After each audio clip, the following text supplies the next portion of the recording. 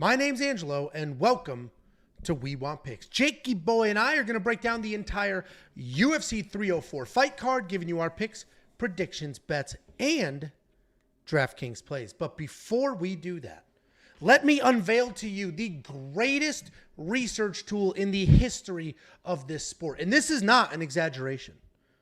We had a developer custom code a research tool to you. You look pretty excited about it. I am excited. I actually here's a little bit of a demo. Basically, do you think you could swallow that whole mic with your mouth? This is a full-blown interactive tool that has. Would you shut the hell up so I can talk about this thing? A full-blown interactive tool that has a boatload of data that you can then filter down, do custom charting, and then watch the actual videos. It is a tape index. It is a research library. It is a data set. It is a graphing tool. It is a charting tool. You can stack filters. So what I'm doing in this video, if we watch here, first I select my event. UFC 304 is the event that I'm selecting. Then I select my fighter. I'm selecting Belal Muhammad. As soon as we do that, you can see all the data sets here. You can see all the normal data like biometrics. You can see him versus his opponent, which is laid out for you automatically. To the right, you have the striking stats, the grappling stats. There's a full legend in there as well. Then, while we're on him, we can use the filter to say, what data do you want to look at? Okay, let's look at takedowns. These are his average takedowns per fight. But now I want to add a filter. I want to see his average takedowns in decisions and then decision wins. And this dynamically updates. You can see all that information. I can convert it for per 15 minutes or per fight. And then you hover over one of the dots. That is the actual fight that took place. You can see in the fight how many rounds it was, who won, who the opponent was, the scorecards, the judges, the referees, and the bottom stat there is the points on the scorecard. We always talk about the -3.5 to +3.5. That is there. And then if you click on the button, it will take you out to watch the video. It is a full tape index. It is a full library. It is a full breakdown of all the data you could ever want. You can stack filters. You can then export those charts. Literally the greatest tool ever made. And if you're a premium member, it's available now. It's included in your membership. We're never going to touch that price. And if you're not a premium member, become one. WeWantPicks.com. Click Become a Member at the top. Jacob, any questions about the greatest research tool that has ever been developed? No, while you were babbling on about something that, sounds great. I'm sure it's great, Angelo, but a little bit boring. I have great news. Oh, Belal Muhammad retweeted your Lock of the Week video. Look at that. You just undercut me like that? Yeah, my bad. I'm seeing it real time. Yeah, okay. And he also followed me on Twitter, so. There we go. Well, that video should absolutely rock and roll because that's a spectacular video. Spoiler alert. Jacob's picking Belal. We'll talk about that fight in a little bit. Undercut me again. There you go. Yeah, we just said it was your Lock of the Week. The video's out. I didn't say anything about that. All I was going to say is that he followed me on Twitter, and then you just, there you go. My bad. You guys can turn the video off. That's all anybody was interested in. The only pick anybody wanted. You can the video before you go, guys, but you can turn it off now. There you go. That would be helpful. Thank you, guys. Premium membership isn't just the greatest tool that has ever been invented. It also includes copy-paste type information. Not everybody wants to do their own research. You're going to get all of Jacob's bets, all of my bets, all of our picks, and then the tools. One of those bets I put on the board is a safety parlay. Dominates in pay-per-views. 12-2 in the last pay-per-views. And before you question that math, this event, I've got 2 different safety parlays. Not every event is just one parlay. This week, I gave you 2. 6-1 in the last 7 overall, 12-2 in the last 10 pay-per-views. Safety parlay hits at a 70% clip. You can unlock that at WeWantPicks.com. It's only $10 for an entire month. You will get this card, UFC Abu Dhabi, and the 2 cards after that. You're also going to get other tools like the Prop Hunter. That is the newest tool before we just released the data analyzer. The Prop Hunter is already getting rave reviews. It's prop-focused data to help you find what you need for those prop bets and those daily fantasy prop games. You're going to get the line movement tracker. You're going to get the detailed data, metrics, and analytics. You're going to get the DraftKings optimizer. I'm doing as fast as I can. Preloaded with the best ownership projections in the game. You're also going to get more than just me and handsome Jake over here. You're going to get handsome Artem and the artificial intelligence. The artificial intelligence is going to give you picks based solely off of historical data. And then we have developed betting systems around those artificial intelligence picks. That was the last slide there. We do have a super chat, $4.99 from Jacob Schaefer. Can we start this off with a thank you, Dan? If you don't know what he's referencing, when Jacob and I were at UFC 303, I tried to start a thank you, Dan chant when Dan Ige literally stepped up on a few hours' notice and saved the entire card. So I was going, thank you, Dan. And at one point, it was going somewhere. It grew a little bit. We should be thankful. We should be. He saved the card. Thank you for the super chat. Jacob, any word for the people before we start digging and diving into this 14-fight pay-per-view card? Number one, go watch the Lock of the Week video. It is already live, so go check that out. I really enjoyed that. Who's the lock? Who's the lock? Are we just going to play like the interrupt game all night? Or are we just going to give the other person time and space to speak the way they want to speak? My bad. Go ahead. So let's just set the tone right now because I'm in a great mood. I don't want. But you're about to fucking piss me off. Okay. No. And you know I hate being the bad guy, and you know I hate using my dad voice. But if I gotta pull it out to set you straight tonight, it's gonna happen. Okay. Please don't. So go watch that video. Obviously, Bilal seemed to enjoy that video as well. He retweeted. It's on my Instagram as well. If you guys want to follow my socials, there you go.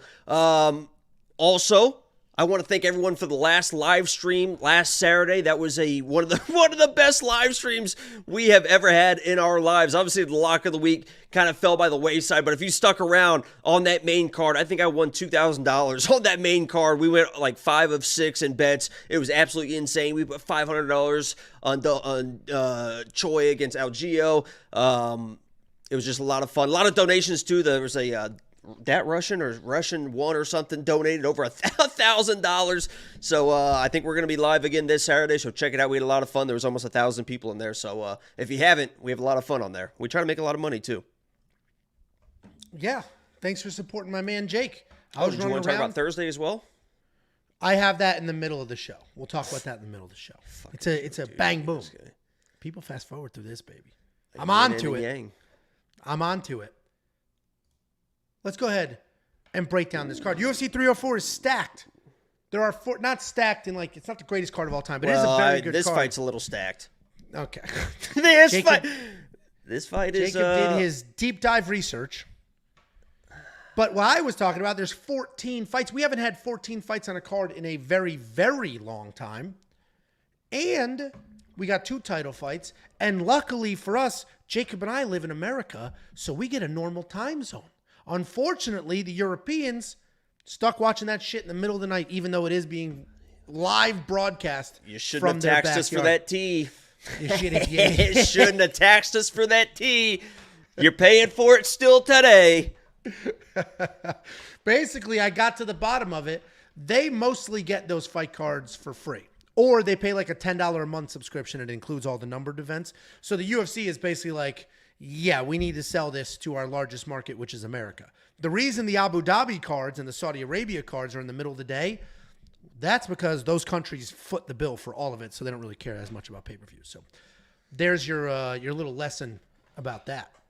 But opening up the UFC 304 fight card, we have Shauna Bannon taking on a short notice Alice Ardelean. Shauna Bannon, 5-1 in her career, 4-1 in her last 5. She's coming off a decision loss in her UFC debut. She's taking on Alice Ardelean, 5-0 in her last 5. She is making her short notice UFC debut. Shauna Bannon, she's traditionally a striker. She has some martial arts background. She's always coming forward. She likes to pressure. She does seem to be forcing things. I mean, nothing seems natural. She's just like, I need to come forward. I need to do this. She doesn't flow very smoothly. She does rely on pressure, but she does have some success in those fights. She is incredibly tough, seemingly very strong. She is coming off that loss in her UFC debut to Bruna, Brasil, who we will break down later. She's taking on Alice Ardelean. Alice Ardelean's like a big TikTok star. She made her way into the UFC. I'll get to it. Relax. Yeah, big TikTok star. Yeah. She is big on TikTok. Yeah, I bet she is. There's other websites where she does quite well for herself. Also, she made her way into the UFC on short notice. Style-wise, she's a busy striker. She'll mix in a whole bunch of different techniques. She can be sloppy. At times, she can be aggressive. But she is a gamer, and she has had some success. She's not afraid of a dogfight. She will chase finishes. And while she does have 5 losses, a few of those were quality losses. She lost to Weili Zhang. She lost to Diana Belbita. It's not just 5 trash losses, and she does seem to have put herself together. Imagine you're just on the regionals and you're fighting Weili. I mean, obviously at the time you didn't really know what you were getting into, but it's like, Jesus, imagine Weili on a fucking regional scene right now. Holy smokes. And if your primary career is OnlyFans, that couldn't have been the greatest night of her life. I don't think OnlyFans was a thing back then, Angelo. Well, it was it wasn't a back and forth fight. That was a pretty straightforward fight, but Alice is tough, and she hung in there, and she doesn't quit. This is a new fight. This was added just a few days ago. It got a lot of backlash immediately. People see that she's an OnlyFans star, and they just are not happy about it. Did you confirm that? How do you even know that? I do my research. The reality is, Alice got this opportunity because of her online fame. And it's not just OnlyFans. She has 2 million followers on her social media. That destroys a lot of fighters in the UFC. Amanda Ribas has 2.2 million. So she has 200,000 fewer and hasn't ever fought once in the UFC and has 5 losses in her career. That's the point I was making. And I effectively made that. What I will say is Shauna is tough. But Alice is also tough. Alice is going to move forward. Alice is going to stay in her face. Alice isn't going to quit. She's not going to stop. Alice is literally who Shauna wants to be. Shauna wants to be like that sexy superstar. And I'm not saying she's not. But Alice is doing it. She's been doing it. She's on a little bit of a streak here. It's a short notice fight. I think they're probably evenly matched. And I'll take the forward pressure of Alice Ardelean. She is going to be the pick here. And before you do the OnlyFans fade, I'm not going to do the whole breakdown. I did it in the quick picks video. To me, there are different types of OnlyFans creators. There's obviously the category of people that are just doing fully clothed behind the scenes stuff like Demetrius Johnson. Then there's the category of fighters that aren't very good and realize that that's an outlet to make money. Hannah Goldie is a good example. Hannah, good. And then you have people like Alice that is basically having 2 separate careers. The OnlyFans is a career for her that she has had for years, as is this. She isn't trying to take her UFC stardom and parlay it into something else. It's actually going the other way. So if you're an OnlyFans fade kind of person, she's not the one to do it with. I don't think it fits that criteria. Jakey boy, what do you think about this fight? And there was a lot of OnlyFans research you did, huh? Because I honestly, I know there's a whole world of people that are like... And it's also kind of interesting that you name drop Hannah Goldie because you've kind of had a thing with that for a while. A thing with that implies that something not above board is going on. I mentioned at one point when we were talking about attractive... You're like sending me her pictures and showing me her pictures. I literally unfollowed her on Instagram because that's all the feed is, and I can't just look at Instagram without that just popping up in my phone. I bet. Let's see that search bar. Can you break down this fight, please? Can you please break down this fight? That would be fantastic.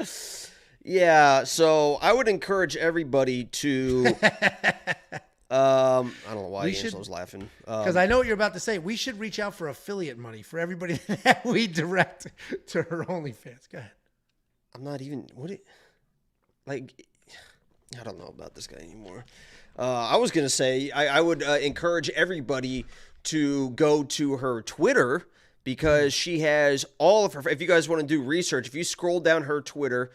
you can watch all of her. She has them all right there, so it's very easy research. She actually put all of Shauna Bannon's fights on there, too. Actually, I'm looking on her Twitter right now, and the Twitter is Ardelean Alice, right? It's Alice Ardelean, but it's at Ardelean Alice. And I'm actually looking right here, and she actually has... This is crazy, guys. You have to check it out. She actually has listed every single fight from every single fighter on this card. And Angelo's going to check it out right now. On her feed. So if you guys want to do research for 304 and you're looking about where the fights are, it's weird. It's really weird. And stupid. Oh, I see what you're doing. Never mind. I am checking it out right now. I have been interrupted. Remember when I said I was going to say, why are you directing people not to our research tool? But now I'm looking at her Instagram or her Twitter, and I fully understand what you're talking about. Yeah, that's why I kind of stressed earlier about the no interruptions, because there's always a path to where we're headed. So anyway, Angelo kind of ruined that, but, you know, if you want to check it out, all the fights are on there, guys. See how that ended fucking terribly because you just... Yeah, my bad. I didn't know you were doing a bit. Who do you think wins the fight? It's always a bit. Yeah, Alice is going to win the fight. Because, and I got her, the opening odds are plus 250. I tried to jump immediately on those. By the time I placed the bet, it went to 215. Now it's all the way down to 140 at this point, so they're dropping even more. I just think that she has pressure, and I think the pressure is how you beat a girl like Shauna. Shauna wants to do that taekwondo, bouncy, space stuff. If you stay at space with her, she can land those side kicks and all that stupid bullshit. But if you get in her face, all that stuff goes away, and she's just another average fighter. I think Alice can use this opportunity to be aggressive. I've seen her aggressive in fights. I've seen her really beat on girls, and I think she can do that in this fight versus Shauna. If it stays clean, it's going to be a Shauna fight that's dirty as it gets.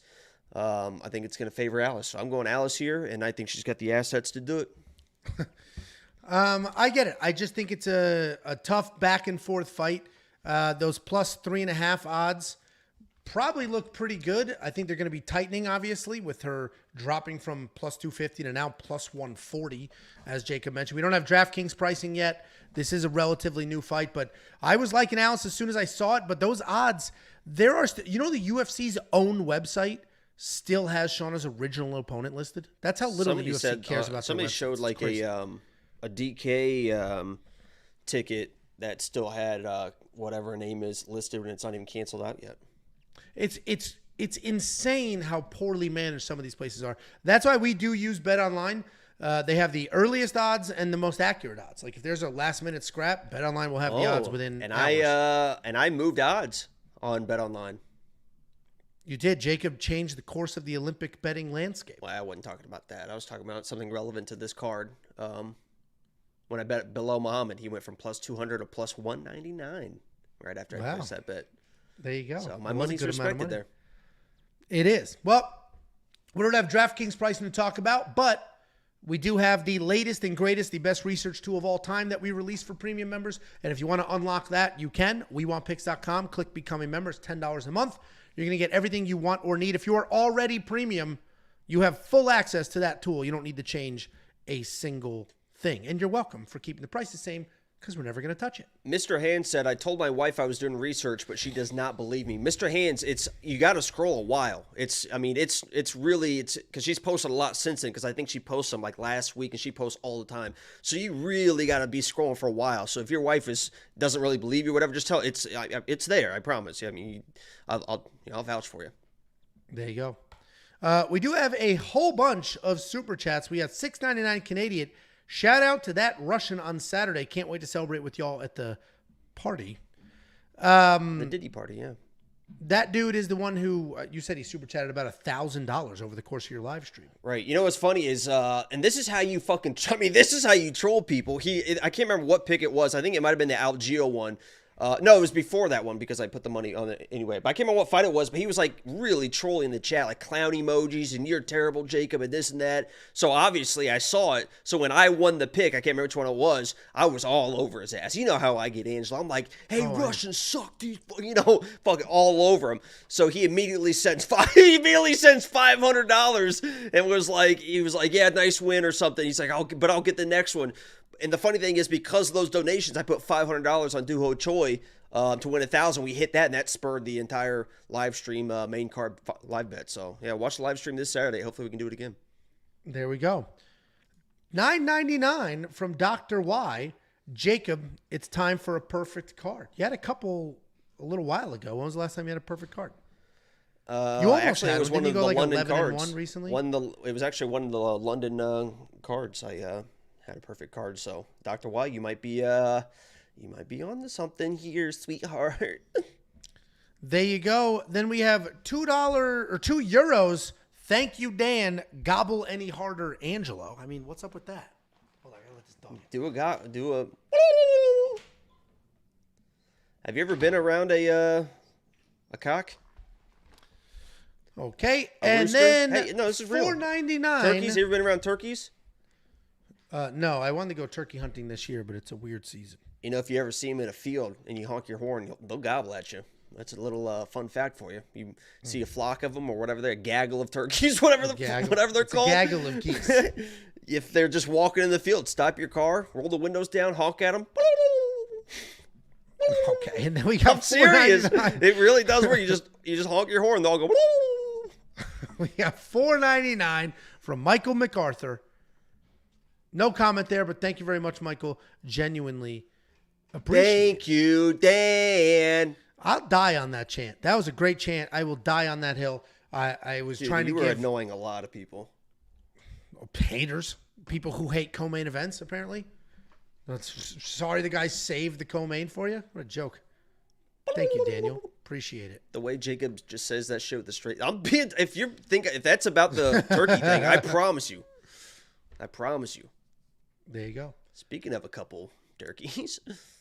Next up at UFC 304, we have Mick Parkin taking on Lukasz Brzeski. Mick Parkin undefeated, 9-0 in his career. He's coming off that decision win over the insanely tough, very durable, insanely athletic Muhammad Usman. He's taking on Lukasz Brzeski. Lukasz Brzeski, 9-4 in his career. 1-3-1 in his last 5. He's coming off that upset win over Walter Walker. Mick Parkin is not by any means an exciting heavyweight, but he is pretty good. He's a good-sized guy. He does a really good job slowing the pace. That is not something you want to hear about a fighter and their skill set, but that's the reality of the situation. That bell rings. He moves forward. He tries to get you against the cage. He tries to lean on those arms. He tries to slow the entire pace down because he's not the fastest guy in the world, and then he'll work. He'll either pump some jabs, he'll work you against the cage, or try to squeeze in a takedown. He's got solid BJJ. He will shoot his shot on submissions, meaning he will try to submit you. He's not just going to camp out. He does use it well to control on top. He's not fast at all, but he will wrestle more than most, and he does keep him. Why do you say that like that? Like you have any room to talk. I'm fast. I'm faster than Mick Parkin. I guarantee you're not fucking. You said the same thing about. You couldn't stop a jab Jay, just blasting your face. And you got fucking smoked. I lost a foot race to my brother-in-law with a bad start. I literally said bad start before I took my second step. Like, I didn't go when they said go. That's not losing. Yeah, That's but like, I saw the doing? gate. I saw the gate afterwards because you tried to catch up. Because I think you even. I think I you're stopped. so delusional. I think you're so delusional that you had that bad start and you're like, I think I can still catch him. And I saw the way you were running, Angelo, and you weren't really running. I literally didn't start when they said start. I was probably a second and a half, 2 seconds delayed. I said bad start, thinking like, let's redo it. Do you think like, that's the ready. alcohol? The reaction time? And then he just kept running and he took that win. He's taking on Lukasz Brzeski. Lukasz Brzeski, pretty well-rounded guy. He's not great by any particular stretch, but he's a pretty well-rounded guy. Solid power, solid speed, decent takedowns, nice leg kicks. He's very athletic. He has no problem working in some spinning attacks. Striking defense is not great, though. He can be hit. He does tend to overreact at times as well when strikes come his way, but he's coming off that tremendous upset over absolute fraud bust Walter Walker. Mick Parkin is not the most exciting guy on this card. He's not the most exciting heavyweight in the division. He's not particularly exciting, but he is good. He's better than Lukasz. He will win this fight. Lukasz was able to fraud check Walter, but that's because Walter is a slob who gassed out. Mick Parkin is not that. He will methodically work forward. He will win this fight.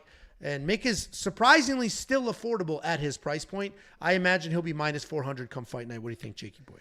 Yeah, to me, this almost seems like a copy and paste of, and you mentioned the Usman fight, of the Usman and Thomas Peterson fight. Obviously, I don't think Mick is going to be have the wrestle heavy game plan that Thomas Peterson kind of had at times in that fight. But when I broke down that fight, I said that I understand that Thomas Peterson is not the best fighter in the world, but he's better than Usman. He just is going to be better than Usman. We saw that from bell to bell. That was a 30-27 all the way. I think Mick Parkin has the opportunity to 30-27 a guy like Lukasz Brzeski, because I know Mick Parkin isn't this world beater, this future champion. He's just a very solid fighter. And he just should be better than Lukasz Brzeski. Lukasz Brzeski to me, if you look at pictures of what he used to be before USADA and whatever, it was absolutely insane. He is a shell of himself. I just don't think, just like Muhammad Usman, I don't think he's a UFC level guy. I just don't think Lukasz Brzeski is really that UFC level guy. He's a big, tall guy, doesn't really have crazy power, can get hit, get finished, and I think there could be an opportunity for a late finish here for Mick Parkin as well. So I'm kind of all over Mick Parkin. I've got it in a parlay, and anything else you want to see, WeWantPicks.com. It's only $10 a month. Like the stream. There you go. We do have $9,100 in DraftKings for Mick, $71 for Lukasz. The problem is Mick is not really a finisher, so to cover that salary is going to require a whole bunch of work. And I don't know if he's going to get that work in. And Lukasz has showed some durability recently. You think Mick is going to be worth that money, even though you think it's a pretty straightforward 30-27? Probably not. I agree. That's probably a fade there. But if you do want to unlock all the tools, including the brand new data analyzer, the picks, the bets, the safety parlay, which is 6 of the last 7, 12 of the last 10, 12 and 2 in the last 10 pay-per-views, you can do that now. WeWantPicks.com. Click Become a Member. It's only $10 for an entire month. What the hell are we cracking up? Let me get to these super chats for you. I got it here. No, I will get to them. Mr. Hands, $1.99 says, you guys kill the pay-per-views. Keep digging in them guts, says Mr. Hands. We appreciate the $1.99 from Mr. Hands. We got a $5 super chat from Mushroom MMA. Put this towards getting your fat lisp fixed, Angelo. Fat wasn't in there. You sound like Daffy Duck at times. We appreciate you, Mushroom MMA, for the $5. And then we got $4.99 from our boy Michael MacArthur. I donated the $4.99 as well.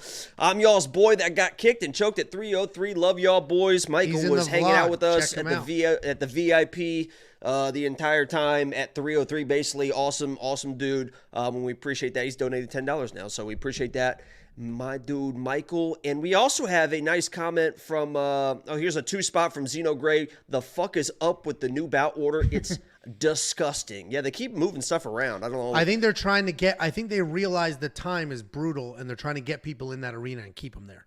It's not a bad thought. Because there's a couple of surprisingly good people early on the card. So I think that's what they're trying to do, is get people in there and keep them there. Thank you for the 2-spot. I did pin a comment. I'm going to get, no, she has one before that. I'm trying to get to. I was going to read it. Right. Catherine says, I waited months and did not become a member because of his immature, ridiculous behavior. Then he seemed to chill, so I joined, and now he's back to his shenanigans, being a position with Angelo, etc. And then she said, why do you put Angela down all the time? It shows your insecurities and it's bogus. Please stop and give us a good card read. I'm with Catherine. And my favorite message, I was dying laughing, is Jacob Cole said, Catherine should be thanking Dan. Hold on, where is it? Catherine should be thanking Dan. Thank you, Dan. Catherine, I appreciate you. I appreciate you coming from my. Jacob is a clown, and it is brutal to watch. So I appreciate you.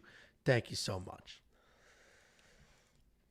Next up at UFC 304, we have the insanely tall Sam Patterson taking on Kiefer Crosbie. Sam Patterson 11-2 in his career, 4-1 in his last 5. He is coming off the first UFC win of his career, taking on Kiefer Crosbie.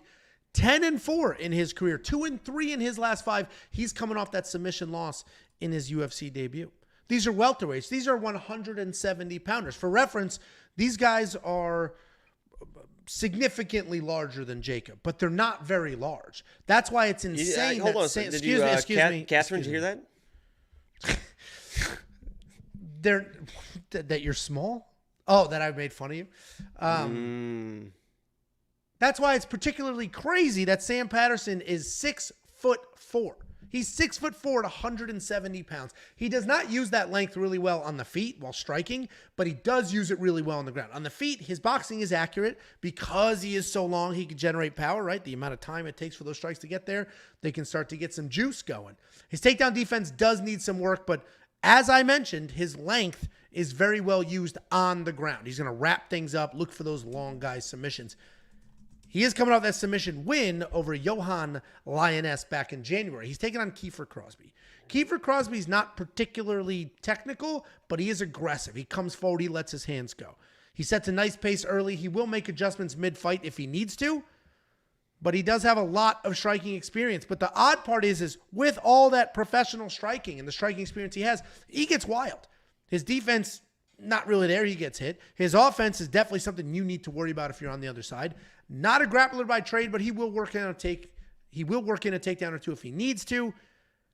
He can hang in the grappling department, but he did just get submitted by Kevin Josette. And before I give the pick, I just want to pause and remind everybody what happened the last time Sam Patterson was a massive favorite. I think the odds were very similar to this, and he was a huge favorite against Yanal Ashwaz in his UFC debut. And I said, this dude gets hit way too often, and a guy like Unal is just going to come forward and swing wild. We and that's both what had happened. Unal. There we go. And that's what happened. He got clipped and he got put out. And this is the exact same type situation. I'm not picking Kiefer here because Kiefer is not nearly as defensively sound as Unal is. And I think Sam probably learned a very valuable lesson in that fight. But Sam can be hittable.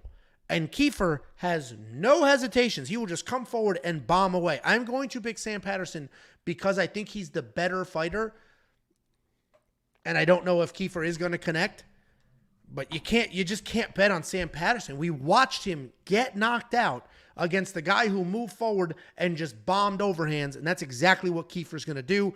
I'm just hoping, and I do think this happened, that Sam learned from that mistake. And he's going to look to grapple, get it against the cage, slow the pace, do anything other than stand there and try to bang it out with this guy. What do you think, Jakey boy? Yeah, that breakdown was absolutely perfect. You got all the way to the finish line, and it seems like you caught your period. I don't know what happened, but get the tampon out. Let's kind of man up here. I'm going to go the next step. We see the same vision. If this is on the feet, I think Sam Patterson is a fucking horrific striker. Terrible defensive striker. He can't, his jab is slow. He can't do anything. You saw Kevin Jousset kind of set everything up with his jab. Very fast jab that was really giving Kiefer issues. Sam Patterson's not going to have the same speed. And when he throws it out lazy. His chin goes back on the feet. Every second on the feet is going to favor Kiefer in this fight. Now, I'm picking Kiefer because I'm going to go that extra step because I just can't stand Sam Patterson as a striker. I bet Kiefer. WeWantPicks.com. I'm not going to tell you what that bet is, but I did bet Kiefer. So I pick him, I bet him, but I understand that if this fight goes to the ground at all, he's going to get smoked. I mean, that's what Sam Patterson wants to do. He's a big, long guy. He's kind of a tarantula down there. If it goes to the ground at all in any scramble, Kiefer's probably going to get fucking smoked. So while I'm picking him, while I'm betting him, I understand the dangers that possess in this fight for Kiefer. So it's a pick, it's a bet, but I'm being, it's not a high confidence play. I understand that he can get smoked on the ground, but I think he's going to knock this dude out. Yeah, I mean, I was teasing that, like, in my head, like, should I? I didn't quite pull the trigger because I do think Sam learned the lesson. Your period. No, I think he learned the lesson. You get knocked out. So you agree UFC you debut. do have a period, you're just not on it.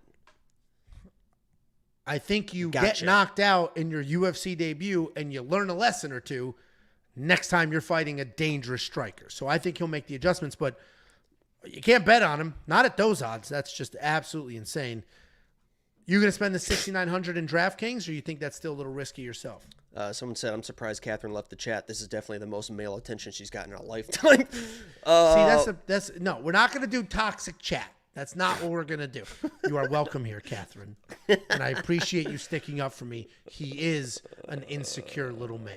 Yeah, she didn't say anything after you made fun of me. Kind of turned the world upside down. You're going to spend the $6,900 on Kiefer. What a wild name, Kiefer. I know Kiefer Sutherland is somebody, but like Kiefer. I grew up with a kid. He was like our star football, whatever, as a kid. Obviously, I don't know what he turned into, but his first name was Trib. Trib. That's not short for Tribbiani? Just Trib, baby. Trib is crazy. Trib is crazy.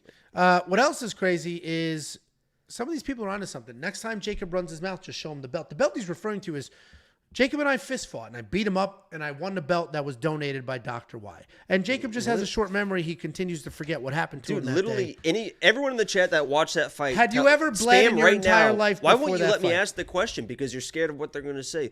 Everyone just let us know in the chat right now who won the fight. It's very easy. By the way, are we done with this breakdown now?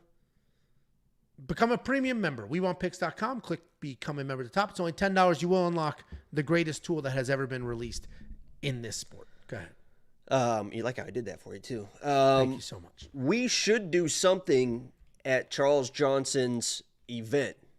Where is it? We need to figure it out. It's in St. Louis, which is just a short drive. I saw he was but he's doing, I think it's like pillow fights and slap fights. But I think it'd be fun to go, and we should talk to him about either being a sponsor or me and you do something with it or something with our, we can do a meetup there or something. We should talk to him about it because, well, actually, you should formulate a plan and I will talk to him because he fucking hates you. He fucking hates you. He loves me for good reason. It is what it is. I Jacob think and it's I in November. fist fought. We should do something. Jacob and I did fist fight. If you want to watch that video, you can watch it. It's on the channel somewhere. It's called like The Fight or We Fought. Something like that. It's I think nothing. it's called Angelo Cried, but it's going to be okay or something like that. Yeah, that's not really how that went down, is it? Have you ever bled before February 9th, 2024? Did you ever have a nosebleed? I don't bleed once a month like you. So that's a no. On February 9th, 2024, did you have a nosebleed? Angelo, and I don't. That's what I Jesus, thought. man. Let's No, go ahead I mean, and let me move on. talk about this because, and I didn't. But you keep pressing the issue, and that's like your big sticking point. It's like, oh, I made him bleed or whatever. You said It that. was. Then let me get to this because I think it needs to get out there, and people are going to think I'm joking or whatever. But this is 100% serious. Before we started, I stuck a couple blood gel packs up my nose. Okay, yeah. Because I wanted I didn't want to tell you this. I wanted you to feel good about yourself as well. But for the video, to make it like extreme and they're actually fighting, I put some blood gel caps up my nose. So yes, Angelo, I was bleeding out of my nose. Let's run it back. Congratulations. Any rule set you want, we'll run it back. We got to move on. Next up, at UFC 304, we have a surprising early slot here for Muhammad Mokaev and Manel Kape. These are two top flyweights. These are two guys that could make a very valid argument for a title shot with a win here, and they got buried in the prelims. I think my theory is, we talked about this a little early, is I think because of the start time of this event, they're literally trying to get people in that arena because this thing starts late as hell. It's going to go late as hell.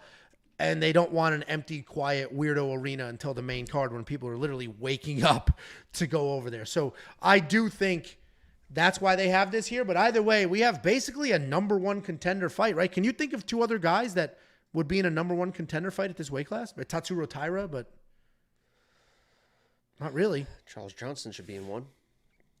He's on a 3-fight win streak, not quite the streak that these guys are on, but yeah, I mean, he's right there too. But we basically have a title, it's not officially, but essentially a title eliminator fight between Muhammad Mokaev. He just lost the fight. Muhammad Mokaev and Manel. I mean, they're literally fighting here in a couple months or a couple weeks. I know, but Urseg just lost, and isn't Kai France coming off a loss too? Like, I mean, you just asked for. I'm just trying to give. I don't know why you got to talk to me like that, Catherine. Muhammad Mokaev undefeated in his career at 11-0, but he is coming off a pretty subpar performance against Alex Perez, taking on Manel Kape, 19-6, 4-1 in his last fight on a nice 4-fight win streak. Muhammad Mokaev, at this point, we know exactly who he is. This guy's an incredible wrestler. He's been competing his entire life. He's been wrestling since before he could walk.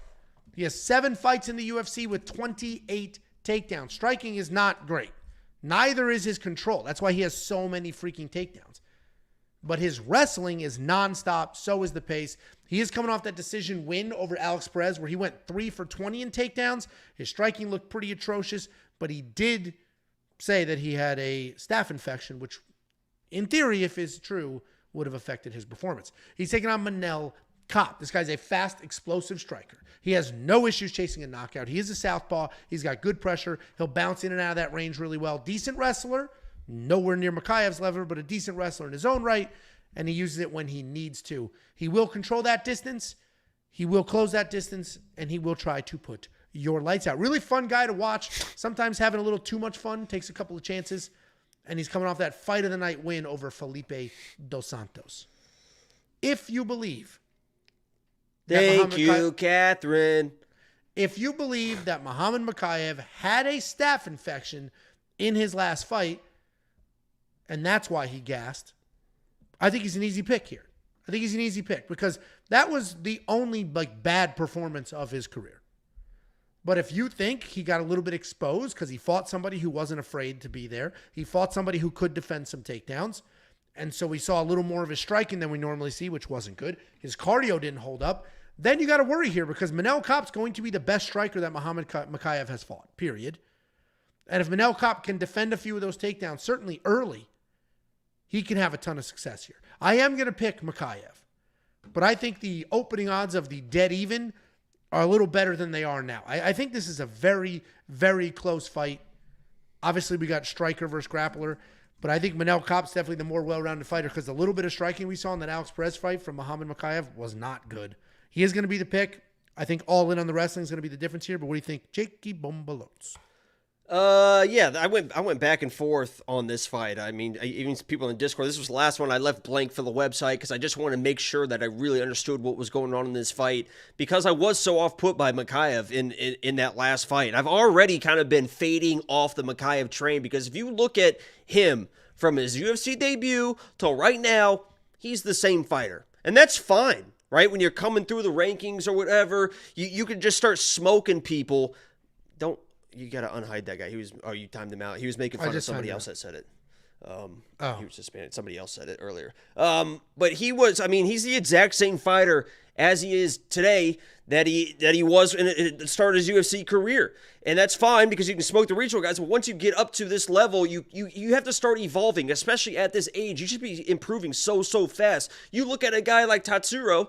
He is really every single time you see him fight, you're like, wow, he is much better than the fight before. And you just don't see that with Mokaev. But I looked at this fight. I understand that Kape has power. He can also kind of wrestle in his own right.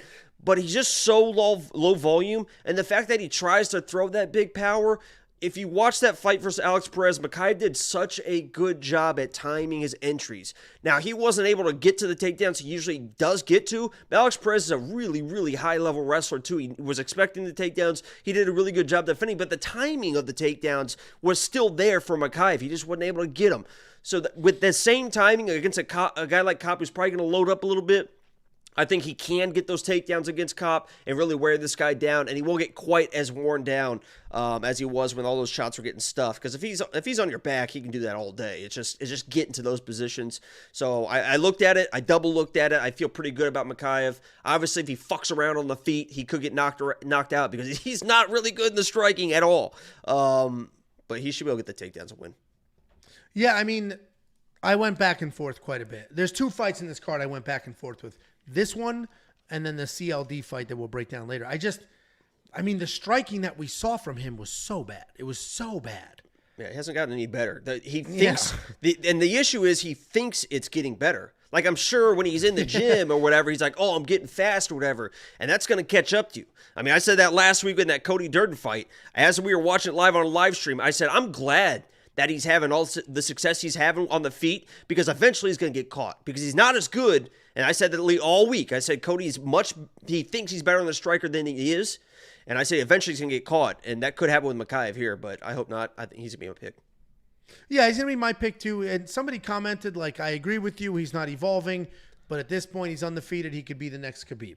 I think that's a little bit of exaggeration because Khabib actually had good striking and did improve. And he also started as not a very good striker, but he evolved his striking. Yeah. And then he kind of beat the fuck out of Justin Gaethje. But Mokaev, I said he has 7 fights in the UFC. He's not a UFC newcomer anymore. He's been here a little while. Yeah. So those improvements. And he's still got time to figure it out. 100%. No, and he's not. Listen, we're trashing the striking. It's not like he doesn't know what he's doing. But in that last fight, it was the most striking we've seen him do, and it was not impressive. It comes down to, do you think he actually had a staph infection?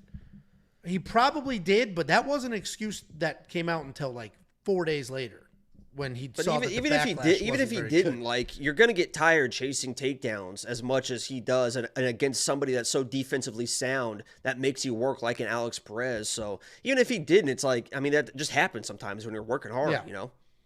Yeah, and staph infection seems to be the latest excuse for a lot of people. And he won that fight, and I don't think it was like controversial. I thought he won that fight. So I don't know why he felt like he had to come out with a bunch of excuses, but he did wait a few days and then was like, "Why? I had a staph infection. That was my problem." So either way, $8,400 in DraftKings. If you're on the Muhammad Mokaev side, then obviously you think he wrestles his way to a win, potentially snatches up a submission. So he is going to be incredible value at that $8,400 because he doesn't have a single fight in the UFC where he hasn't scored a ton of points. And if you're on that side, this is another one. I do think I'm on that side. I do think I'll have him in my DraftKings lineup. But if you do want to unlock all of our picks, all of our bets, the DraftKings plays, the data analyzer, which is literally the greatest research tool in the history of this space, you can do so now. It's only $10 for an entire month. You will get UFC 304, UFC Abu Dhabi, the 2 cards after that. WeWantPicks.com. Click Become a Member at the top. We have a couple more super chats. $1.99 from Diaz Auto Detailing with a thank you, Dan. Thank you, Dan. I mean, at this point, I'm glad that it's like people are enjoying it and not making fun of me for it, because you really tried to make me feel like I was doing something wrong, and I was not doing something wrong. They're literally, that's how they're making fun of you. No, that's support. That's what support looks like. $4.99 from our man Michael. Jacob, you're my boy. The Insta request. Let's go. What's the Insta request? He loves feet. Jacob made Michael a ton of money at UFC 303 when he was just circling shit on a piece of paper saying, make these bets. He's giving it back to me. There we go. One toe picture at a time. He likes him hairy. Cracks the rapper. Angelo looks like Stuart Hope from Austin Powers. That dude better be fucking handsome. This is what people play this game to me on the stream. And I literally, I say, okay, I'm going to look at this and I'm going to fucking ban you if it's not a good looking person. And I've banned thousands of people because of it. They're always like, oh, you know what I got last time or on Saturday stream? You know who Stuart Hope is? The fat bastard. Is it Mini-Me? No, it's the fat one. He's out. You're out. How do I ban? What's his name? Shaggy from banned. Nice try. Scooby-Doo actor. Oh, you do kind of look like that dude. That's different. This was clearly Casey. Not Casey. Casey. I'm like, what the fuck? Matthew Lillard. You kind of which sounds like like Matthew Lillard sounds like that's a fucking GQ magazine model. So I was excited about that. And then I Googled it and I was like, and I obviously know who the guy is. You know, what's the one movie that comes to mind? Glad he had fun with that him? super chat, because he is gone forever. So that is just the cost of doing business, I guess. It happens sometimes. What movie do you think of when you see him? Matthew Lillard? I got one that's real good. Wasn't that stupid river movie with, he was in some river movie. Down Paddle. Oh, Down Paddle, yeah. That's a good one. With Seth Green. Yeah. No, it's not Down Paddle. It's something like that. Without a Paddle, that's what it is. Without a Paddle, yeah. For me, that's a good one. But for me, it's 13 Ghosts. You ever see 13 Ghosts? That's a wild fucking movie, man. That's a wild movie. You know what I'm watching? And then we got to move on. The greatest show you could watch right now on TV. Somebody said fucking Down Paddle. That's what it's funny. You said it, and I was like, yeah. And then I was like, wait, Down it sounds Paddle? correct. Dude, I'm at the age where I'm going to mess that. Like when you look at your parents, who's that guy from the movie? I'm getting there. What was I going to say? Oh, the best show you could watch on TV right now that I'm fully obsessed with. The finale is tomorrow, but I got a real busy day tomorrow, like meeting clients and stuff like that for real work. Tomorrow night, I'm coming home. The finale of Presumed Innocent is tomorrow. That is one of the best shows I've ever seen. It is just absolutely like twists and turns, and you don't know who did it or how. I love it. If you have Apple TV, watch it. If you don't, sign up for a month. It's like $5. Watch it and then cancel. Anyway. Next up, at UFC 304, we have Oban Elliott taking on Preston Parsons. Oban Elliott, 10-2. Oban Elliott, 10-2 in his career, 5-0 in his last 5. He is on a nice 6-fight win streak. He's taking on Preston Parsons, 11-4 in his career, 3-2 in his last 5. He is alternating wins and losses. Oban is a well-rounded guy. He's got 15 full minutes of cardio, plenty of tools in the bag. When he's striking, he wants to dance on the outside, then he'll fire off an overhand or two to close the distance. He is fast, he is athletic, he is flashy, he's got spins. Takedown defense is middle of the road. If he is taken down, he will try to work back to his feet, decent get-up game. Does not chase submissions that aren't there, meaning he's not going to put himself into a predicament. He is coming off that decision win over Val Woodburn, where he did get dropped, but he controlled the striking and the grappling, taking on Preston Parsons. Preston Parsons, slick grappler. He has 9 submissions in 11 wins. A BJJ black belt. He's going to move forward aggressively. He's going to throw big shots. He'll set up some takedowns. And while he is a dangerous grappler, he can be a bit clueless if the grappling doesn't get going. Historically, he has been sort of a takedown or bust kind of guy, but he did just beat Matt Semmelsberger in a fight where not only did his takedowns look good, but so did his striking. And that win has me on the Preston Parsons side. I think this fight's going to be kind of boring, honestly. But I do think Preston's going to win. He could potentially get his 10th submission. Oban's a well-rounded guy. He's not dangerous. So Preston isn't going to have to worry about closing the distance because it's not like Oban's got a big right hand just waiting for him. So Preston Parsons is going to be the pick. I think he gets it done. We saw him go the distance in his last fight. So I think he can continue to do more of that if he can't get the early submission. Jakey boy, what do you think? Yeah, Oban is just not very good. I mean, he is a tough dude. He's well-rounded, but there's nothing that he really excels at. And anytime you're almost getting put out and you're struggling to finish a guy like Val Woodburn, it is not a good situation. He was getting hurt in his Contender Series fight. What does worry me a little bit is I kind of had the same breakdown last week with a guy named Hyder. Right? Same weird fucking name, Hyder, Oban, weird fucking names. And I said Jung Young is just the better fighter. I think Preston Parsons is just the better fighter. And then Hyder managed to turn that fight into an absolute fucking firefight, a dog fight, a phone booth fight, and put my guy out, standing TKO, and I was jaw-dropped because I did not expect that to happen at all. I'm saying the same thing about Oban here. I don't think he's the better fighter with Preston Parsons. If he turns this into a slug fight, whatever, he has shown that he can kind of out-tough those situations where the other guy might not be able to. But this is a little bit different because Preston Parsons, he wants to wrestle. He wants to grapple. So off that pressure, even if Oban gets a little bit too wild or aggressive, Preston can shoot those takedowns. He should be able to get the takedowns, the control, maybe find a finish. He's very good on the ground, and he's tough. He's a dog as well, right? He's a former Lock of the Week. I understand who this guy is. He is a dog as well. Made some mistakes in that fight late. I don't think he needs to worry about those type of mistakes against a guy like Oban. So I respect Oban's toughness. And like I said, if he comes in this week and just blitzes him and smokes him or whatever, because he's been talking very confidently that he is the better fighter and he's going to knock this guy the fuck out. So if he does it, I'm not going to be crazy surprised, but I'm picking Preston. My money's on Preston. I think he's going to dominate on the ground. Yeah, and these odds are solid. I didn't honestly. say slug fight.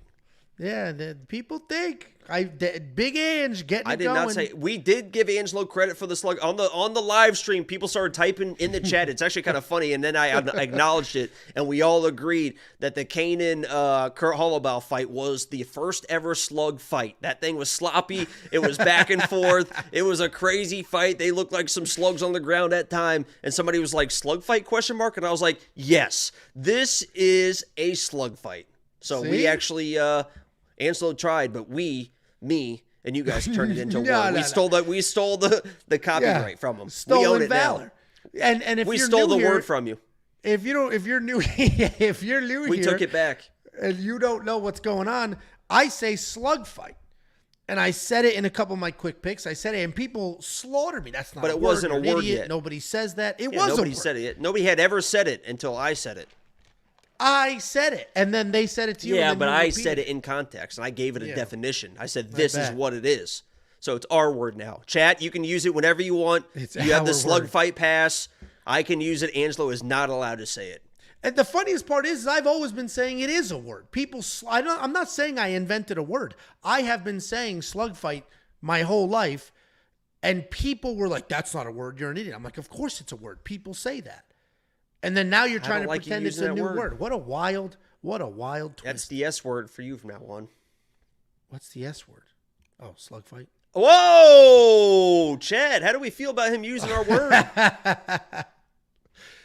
Either way, $7,600 in DraftKings versus $8,600. Preston Parsons surprisingly affordable at -136, and $8,600 in DraftKings. He will probably sneak his way into my lineup with Muhammad Mokaev, and I might throw a little bit of just a straight up money line bet, maybe an inside the distance decision, no action, something like that, because I do think every week I have early reads that I'm super confident in, and then as the week goes on, like, your confidence changes. The more you look at it, the more you analyze it, you can convince yourself in any direction. Preston Parsons is a guy that I'm getting increasingly more confident in as the week goes on. You're not? It doesn't bode well. I'm actually. Because you are? No, because I've been crushing lately. So I don't know what the problem is here. I'm no jinx. How'd that safety parlay do this weekend? It won. There you go. Congratulations. Why are you saying it like that? I was just trying to give you some free ad time. And if you want to see that safety parlay, you can unlock it now at WeWantPicks.com. Just click become a member. It's only $10 for an entire month. You're going to get the copy-paste bets. If that's what you want to see the bets, they're there. And they've been winning. If you want to do some of your own research, we have all the tools you could ever need. We just released a literally custom-developed tool that you can interact with, add filters, stack those filters, and then export a chart of all the data. You can click a button and immediately take you from the chart to the video so you can watch that fight with your own eyes. WeWantPicks.com. Click become a member. It's only $10 for an entire month. A whole month. You get 4 events. It's $2.50 a week. What are we doing? You're going to go buy some guy's Patreon? You're going to go spend $100 a month from some dude? Absurd, nuts, crazy. Don't do it. Next up, at UFC 304, we have Modestas Bukauskas taking on Marcin Prachnio. This originally was the opener of the entire card. Then they did some shuffling. They've worked their way up the ladder. Should be the co-main. They're creeping their way up towards featured prelim. But we got Modestas Bukauskas, 15-6 in his career, 4-1 in his last 5. He is coming off that finished loss to Vitor Prachnio, taking on Marcin Prachnio, 17-7 in his career, 3-2 in his last 5, alternating the wins and the losses. Modestas Bukauskas is a pretty versatile striker. What? Someone said, I don't know, because it seems so serious too. Angelo looks like he could kick the fuck out of a kickball when he was younger. I could.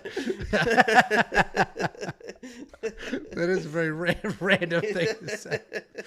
Modestas Bukauskas is a very versatile striker who is dangerous on the feet. He can be low volume.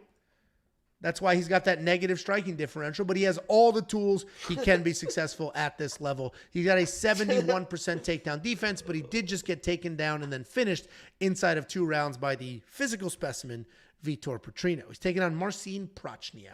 Marcin Prachnio is a former combat karate guy, and not combat karate like the league that has just emerged over the last 4 years. You're in a league? Combat karate, the sport. He has 400 wins in that sport and a whole bunch of accomplishments. Combat karate is the same sport that Michael Venom Page came from. But Michael Venom Page has that long style, that jump in and out type style, where Marcin Prachnio doesn't fight like that. He doesn't have that same style. He is technical, but it's sort of a technical brawl. He has no problem getting into a firefight or slug fight. The issue, however, is his chin. His chin isn't always going to hold up for him. He does have incredible power. He can be KO or bust, but he's coming off that decision win over Devin Clark, where the volume and the striking and the takedowns were the difference. This could be a sneaky competitive fight. Like, this could be a very close fight. Modestas should win. He is going to be the pick. He's much younger. He's much more well-rounded, but he does get touched, and Marcin's got that big boy power. Modestas is going to be the pick. But I'm probably not going to touch it. I do think we have a 1.5 round here. The over might be solid because if Modestas wins, I think he'll hang out. He'll drag this fight on a little bit. So I might bet the over, but I'm not going to touch a money line on either one of these guys. What do you think, Jakey boy? What a stupid breakdown. Okay. I don't even know if people are even watching at this point, if they're going to take us serious. There's 528 people watching at this point. Everyone like the stream, please. Yeah.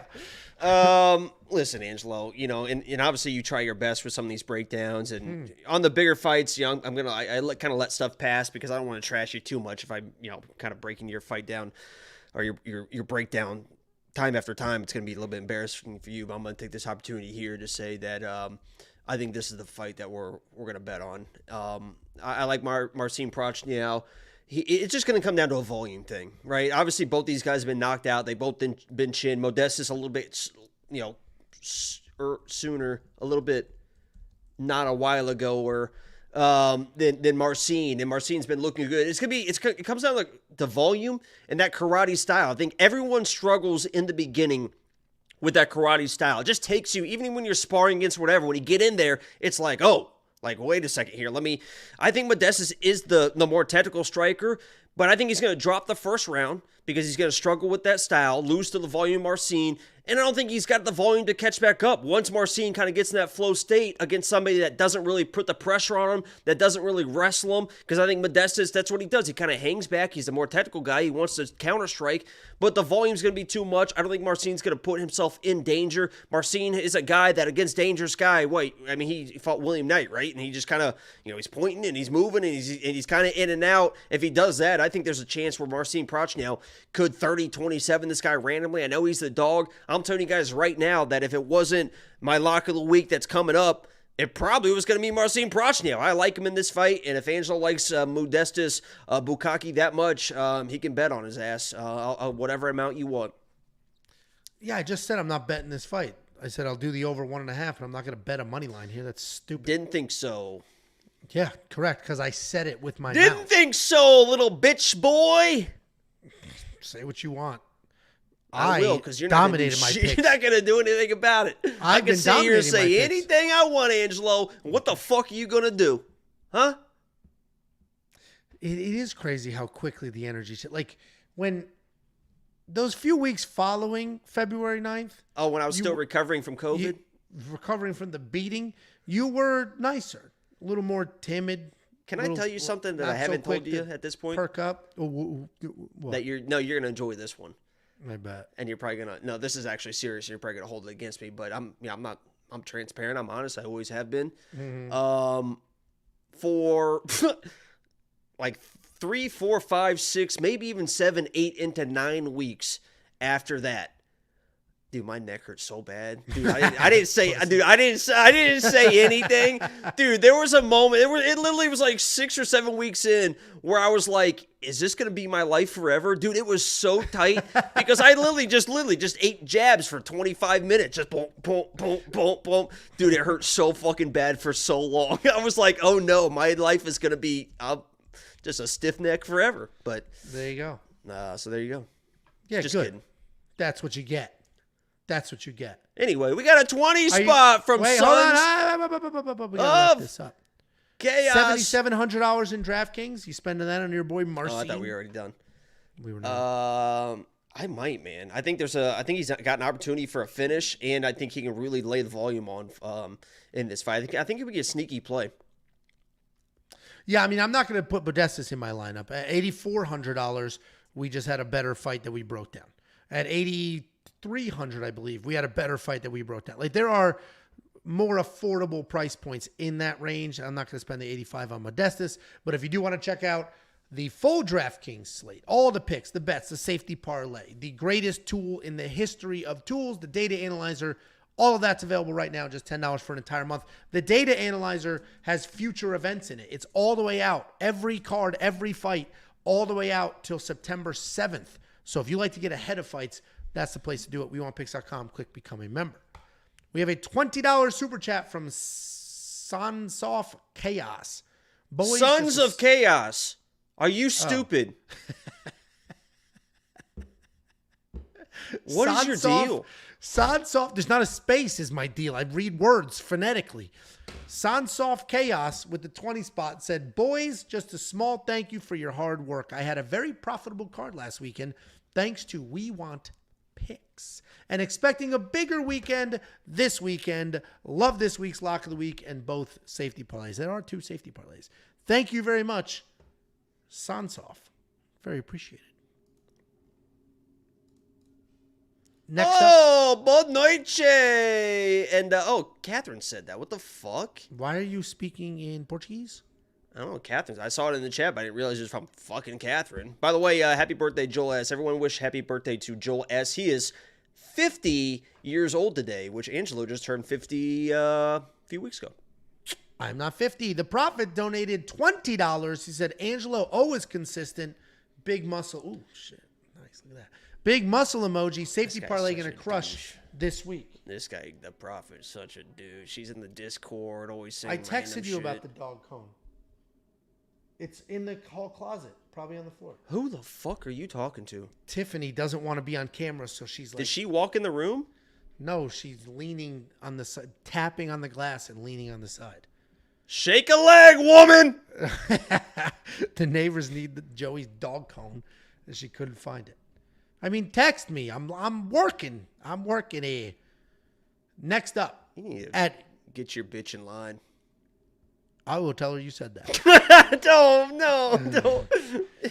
Next up, at UFC 304, we have Caolan Loughran taking on Jake Hadley. This is the newest addition on this card, or the second newest. I don't know which came first, this one or the Alice Ardelean fight, but this is a brand new Chicken match. or the egg? Caolan Loughran lost his original opponent, Jake Hadley, stepping up not only on short notice, but also moving up in weight. But the good news is he gets to fight at home. Caolan Loughran, 9-1 in his career, 4-1 in his last 5. He's coming off his first UFC win. He's taking on Jake Hadley. 10-3, Jake Hadley. 2-3 in his last 5. He's coming off that decision loss to Charles Johnson. Caolan Loughran's a powerful guy. He's got that big, wide base. He likes to use that to send kicks. He wants to generate some power. He's got power in those hands. He does tend to throw everything as hard as he can. He's got some solid takedown defense. He's got some nice takedowns offensively as well. He's a busy striker, good footwork. He's going to move forward. He can be hittable, though. That defense isn't always there, and that's because of that wide stance. If he is getting touched up, he'll go to the wrestling. He'll go to the cage control. He hasn't... You know who he reminds me of? I just thought about it. Who? Like his fight style and everything. No, this is serious. Tell me if you agree. The way he's like, that wide stance and the way he's like kind of tight in there, it's like Michael Chandler. Kind of. Yeah, just looking. That is true. Michael Chandler just looks to like leap into that huge. Yeah, right he's hand. a little. Michael Chandler's a little bit more bouncy, but Yeah. that same like stance, that wide stance, Yeah. like just ready to hit you with fucking anything. I mean, he is, but he also can be a little boring at times with the cage control and the takedowns. He's coming off that decision win over Angel Pacheco. He's taking on Jake Hadley. I mentioned Jake stepping up on short notice. Jake is a striker. He's got slick BJJ. He's got solid boxing, good timing on his feet, then decent takedowns, aggressive BJJ on the ground. Hadley is a very good fighter. He's got a couple of wins and titles in regional promotions. He can strike, he can grapple, he can stick a good pace for 15 minutes. He is coming off that loss, however, to Charles Johnson, where he looked good when he was moving forward. Oh, What? he got smoked. No, he looked good in that fight. He got smoked. But Charles was able to squeak one out. Jake Hadley is stepping up on short notice, as I mentioned. He's also moving up in weight, as I mentioned. He's not a very big guy at all. I'm sure he's excited to be fighting on a pay-per-view in England, but this is a tricky fight. I think Jake is actually the better fighter, but I think he's going to be too small, too short notice. I think Caolan's going to win this fight. I think he's going to be big enough. I think he's going to move forward. I don't know if he's going to knock Jake out, but I think he's certainly going to make him hurt a little bit, get him hesitant. And as we saw in Caolan's UFC debut, he has no problem being boring. He literally doesn't care. He will do what he needs to do to win, and I'm totally fine with that. I want him to win this fight. I think he does win this fight. Caolan is going to be the pick. You could do a plus 3.5 on Jake if you think it'll be a 29-28. But Caolan is going to be the pick. What do you think, Jakey boy? Why would I want to do dishes? I want you to want to do dishes. Why would I want to do dishes? What a great movie, huh? Oh, did you want to tell your little story about that movie? I don't have a story about that movie.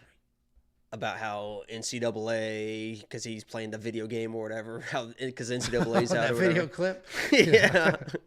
I live in the real world. If you guys don't know what we're talking about, talk about the movie The Breakup, and then when he's playing the kid Madden on the whatever, it's like that's the NCAA guys these days playing these little kids on NCAA. I live in the real world. I don't have time to sit here and play all day like you, just smoking little kids. Anyway, listen. This fight is a kind of a tough one for me because I can't stand the way that Caolan fights. I mean, he just gets hit way too much. He's way too stiff in there. He is kind of a brute, right? He will eat all those shots, but when he runs up against the wrong person, it's just not going to work. It's worked up to this point, and I agree with Angelo. I think Jake Hadley is just going to be too small, going to try to rely on his jiu-jitsu a little bit too much, and where against the smaller guys, you can use it, you can sweep, get back to your feet, but against these stronger wrestlers, they're going to keep you where they want you, especially up in weight. I actually disagree a little bit because I think a lot of people are kind of saying that Jake Hadley is just kind of like a wild sub or bust, like a Hail Mary sub on the ground, and that's the only way he can win. I think, being the smaller guy, he's a decent striker. He's got good speed with his hands. I think he can stick and move. If he just pumps that jab out and Caolan will be there to eat that jab, let's get some damage on this guy, stick and move, and kind of just point fight. I think Jake Hadley could sneak this out on the feet as well, but I think Caolan's just going to bring in the pace, the pressure, get to the wrestling, get to that top control. Cop control. I forgot, Angela's what? I'm not a cop. I didn't say anything about anything. You dropped your badge. I'm supposed to look, and then he's like, "What's supposed to happen?" You're literally wearing your badge. You're a narc. Okay, can we move on? I'm not a cop. That's from 22 Drum Street when he's trying to buy the drugs. He's like, "Dude, you literally still have your badge on." He goes, "He's like, dude, you're a fucking narc, dude."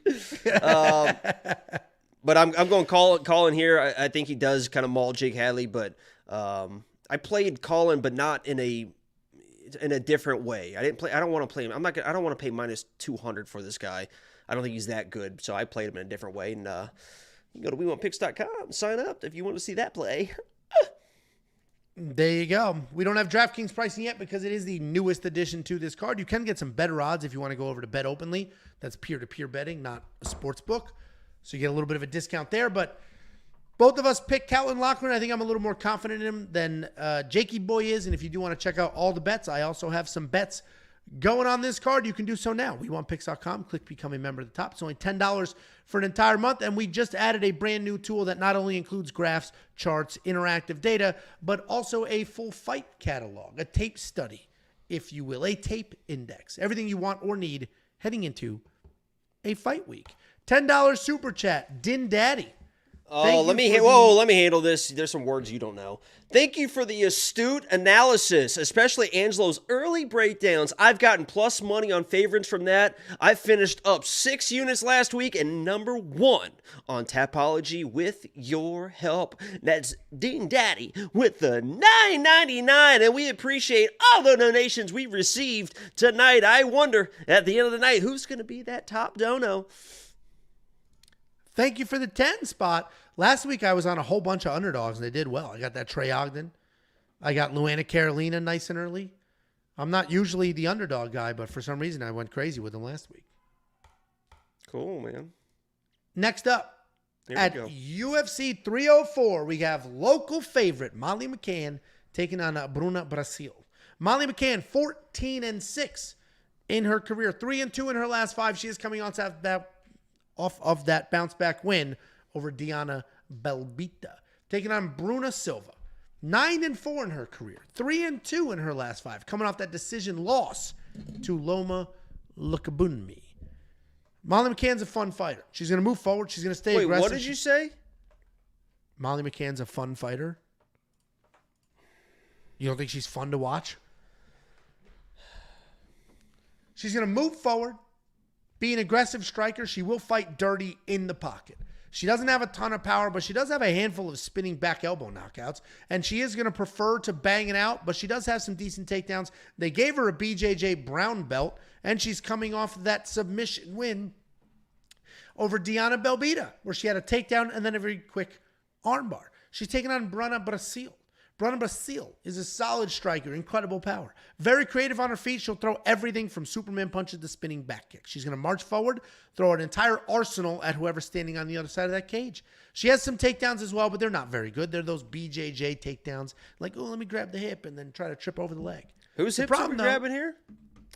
The problem, though, is Bruna's striking defense isn't great. And she can be low volume offensively. She is coming off that decision loss to Loma Lukbumi where she did absolutely nothing. In her defense, Loma is very, very good. Molly is not very good. Molly's not a very good fighter. But what she is, though, is very tough. She's very aggressive. She is in your face. I originally was going to be all over Bruna Brasil. Then I rewatched the fights. I watch her be hesitant. I watch her not pull the trigger. She gets hit a little too much. She doesn't fire back. The takedowns aren't good enough to change things if they're not going her way. So I would love to pick Bruna Hill. I think the odds on Molly McCann, the line movement, I think is absolutely absurd here. But I am going to pick Molly McCann because I think she's just busier and she will stay in Bruna's face and move forward the entire time. For those reasons, I am picking Molly McCann I can't touch these odds, and I don't know why they continue to widen. What do you think, Jakey boy? Yeah, guys, I think I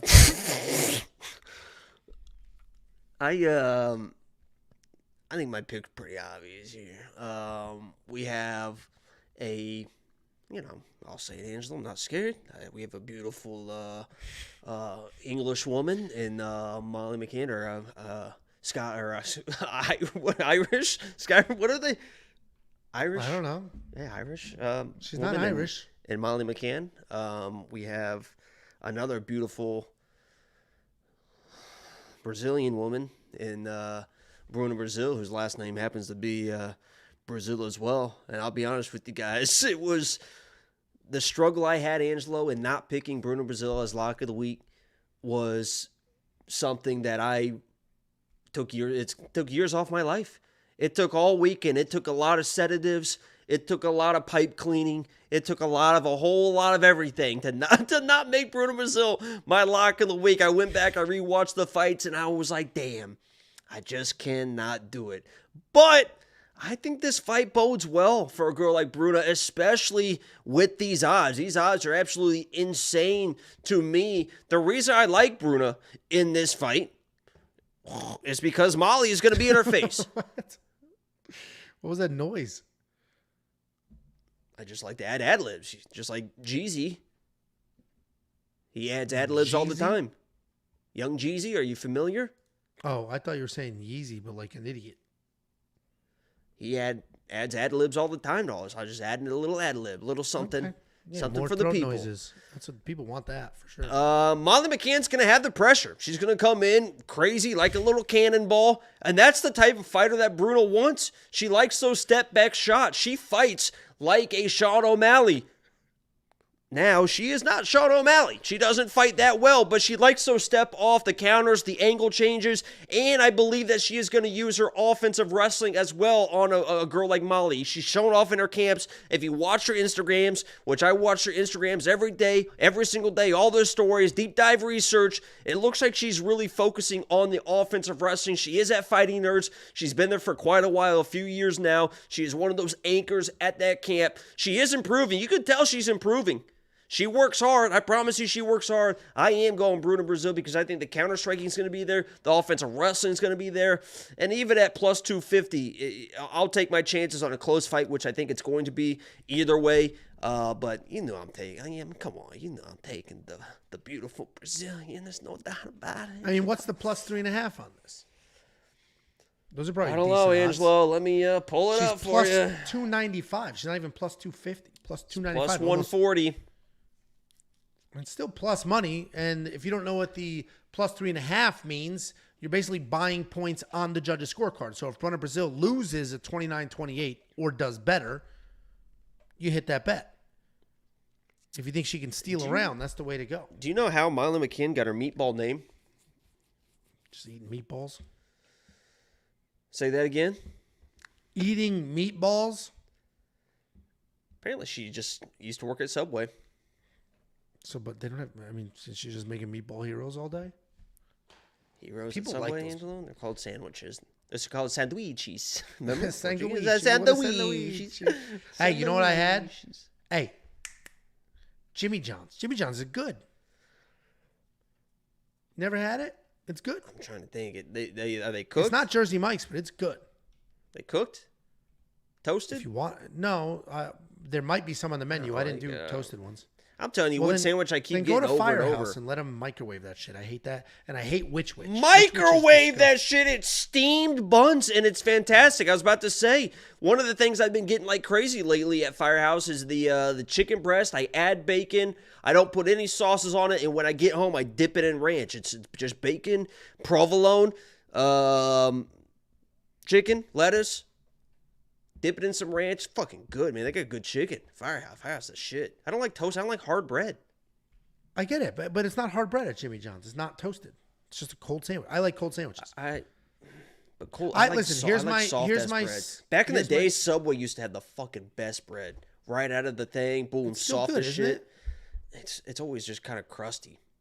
I think because they're like in gas stations and shit now. Like Subway's just not good. I will eat their ice creams. I'll eat their ice cream scoop tuna, which is so gross. I love it. Subway's one of America's.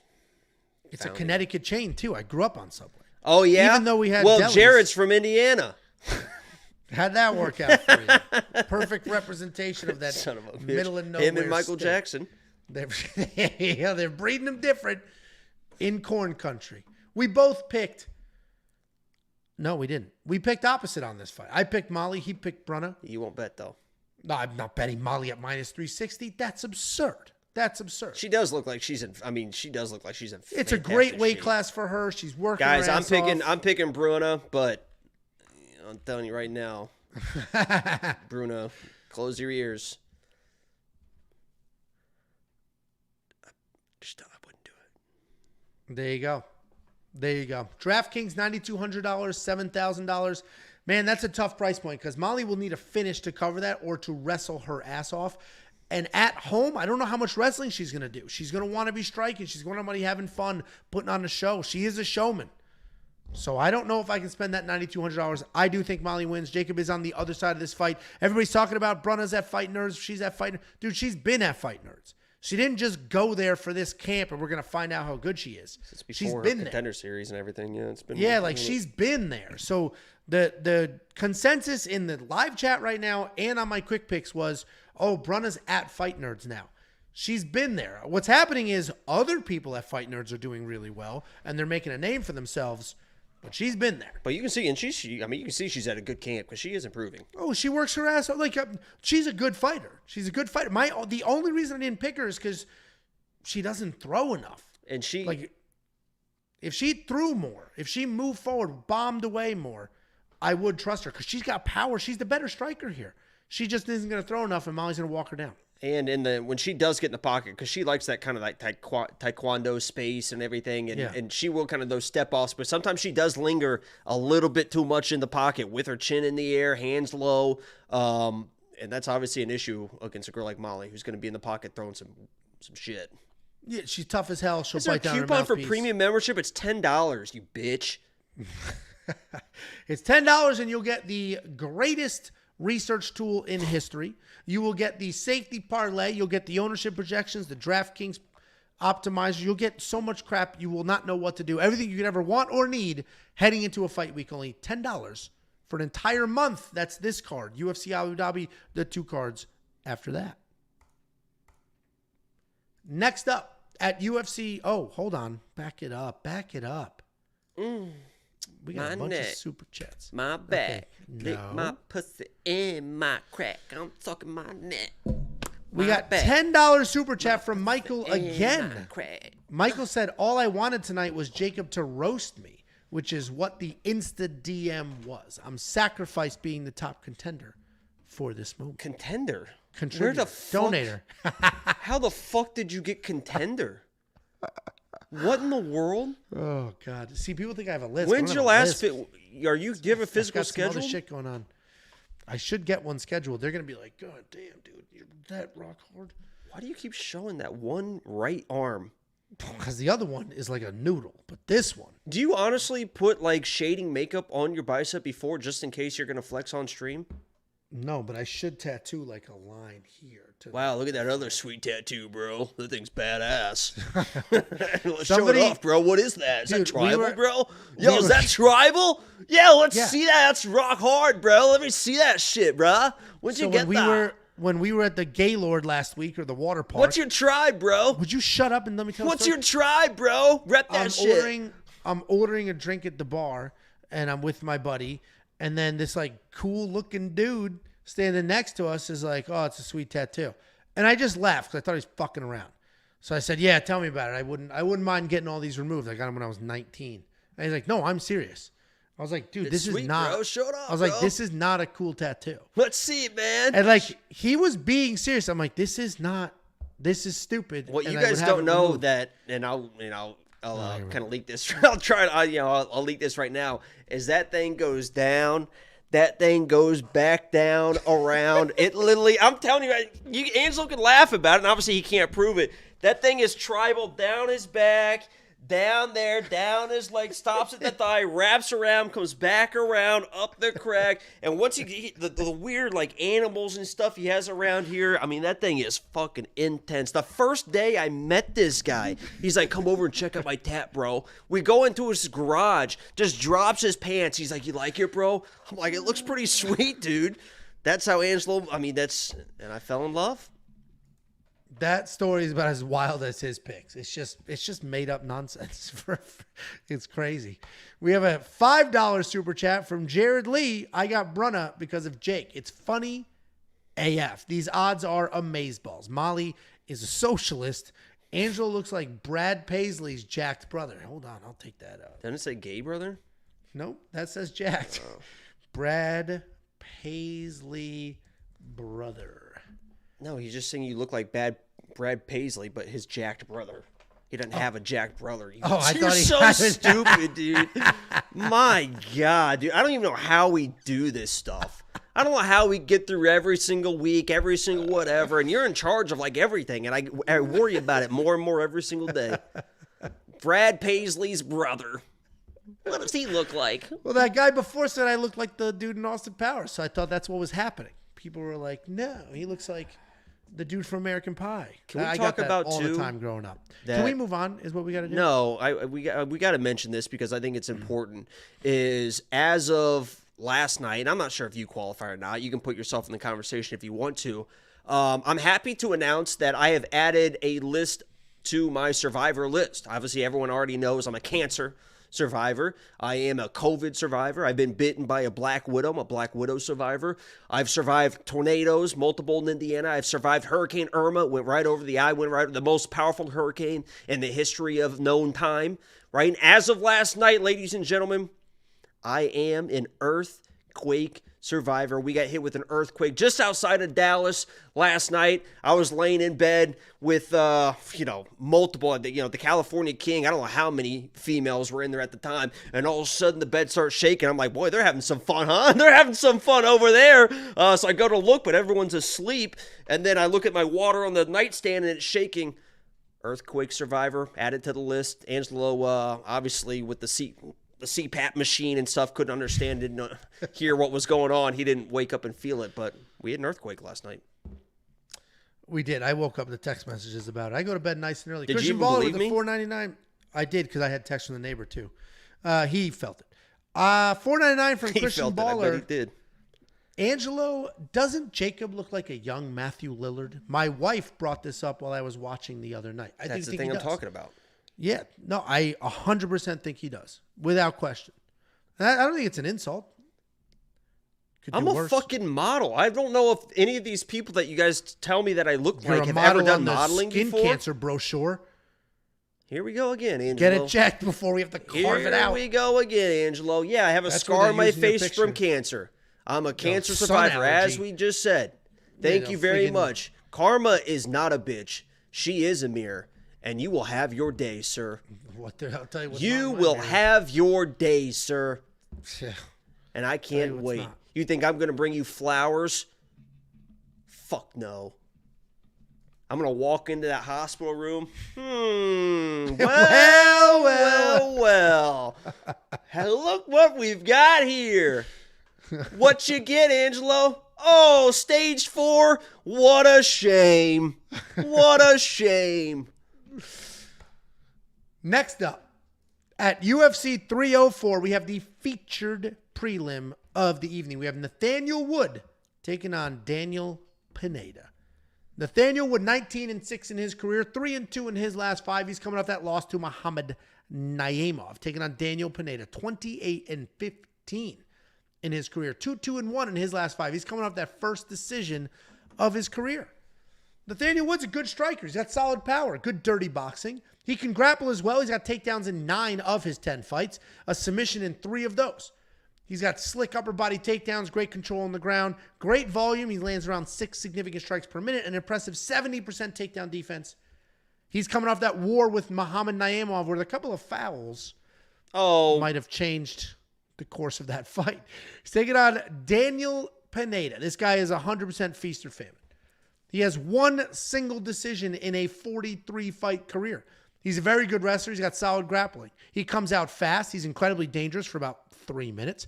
He quickly fades, and he can be finished shortly after that. But in that initial burst, he's got powerful hands, aggressive grappling, and he's a real problem.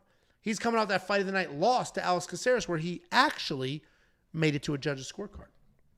And if Nathaniel Wood can not be finished in 2 minutes, he will win this fight. And if I know one thing about Nathaniel, he's a little too small for this weight class. But the second thing, he's tough as shit. He's a dog. I think he weathers whatever storm. I think he comes forward. I think he gets it done. He is the bigger favorite on this card. He should be, and it makes sense. And I'm surprised the odds are tightening. At one point, he was -5 something, and now he's back to -410. So they'll probably stick around here for a little while. I'm surprised they haven't widened. Nathaniel Wood's the pick. What do you think, Jakey boy? Let me see something real quick. Yeah. Damn it. Yeah. Now I was looking at the Nathaniel Wood -3.5, but it's also like -300. So, damn it. Yeah, I think Nathaniel Wood should be, he should just be the better fighter here. I think the breakdown's pretty easy unless he runs into some weird issue or he wrestles at the wrong time. I mean, the one thing I worry about too much is that he might come in with like a wrestle-heavy game plan for whatever reason, and then all of a sudden he's getting submitted because Daniel Pineda is pretty sneaky with some of these submissions at times. But Nathaniel Wood should be the better fighter. As you mentioned, even if he gets into adversity, he's shown that he can overcome adversity. I obviously had Naimov as my lock of the week against Nathaniel Wood. That was a dicey situation there for a little bit because, I said that Nathaniel Wood kind of can get chinned. Obviously, he doesn't get, put out or whatever, but he can get hurt, and Naimov hurt him. And all of a sudden, Nathaniel Wood came back and hurt Naimov. So he's got power in his hands. He can wrestle. He can withstand wrestling as well. You saw some wild exchanges, as Angel mentioned, some fence grabs, some nut shots. He almost overcame it all and beat my lock of the week. So I like Nathaniel Wood here. He should be able to get it done. Yeah, that's a pretty straightforward breakdown. He's just the better fighter. Daniel's probably the more dangerous fighter, but Nathaniel's tough enough. Won't be any issues. I think he gets it done. I think he's worth that $9,500 in DraftKings, as if we know anything, it's that when Daniel loses, he gets finished, and Nathaniel can do some finishing. So he should score well. He should cover his salary, and he's probably worth that price point. Again, I am surprised that this hasn't widened, but for now, it hasn't. If you do want to check out all the picks, the bets, the round line leans, you can do so now. WeWantPicks.com. Click Become a Member at the top. It's only $10 for an entire month's worth of access, and we literally have released 2 tools in the last 2 weeks. The latest tool, quite literally the greatest research tool in history, and we released it today, and we're already getting wild comments and feedback about how insane it is. You can check that out.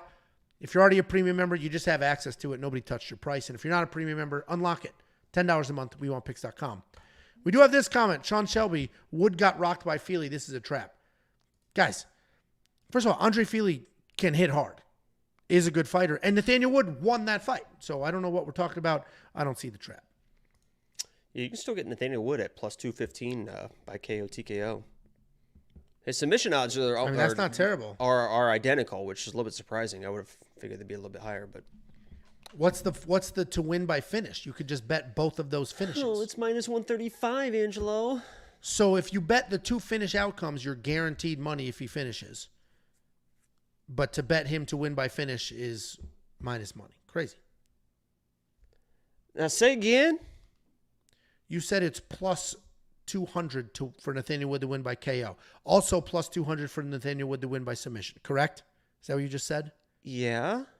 And I asked you what it was for him to win by finish. You said minus something. Correct? Yeah. So, dickhead, instead of betting Nathaniel Wood to win by finish, just put a little bit on both of the types of finishes, and even if you lose one bet, you're going to make money.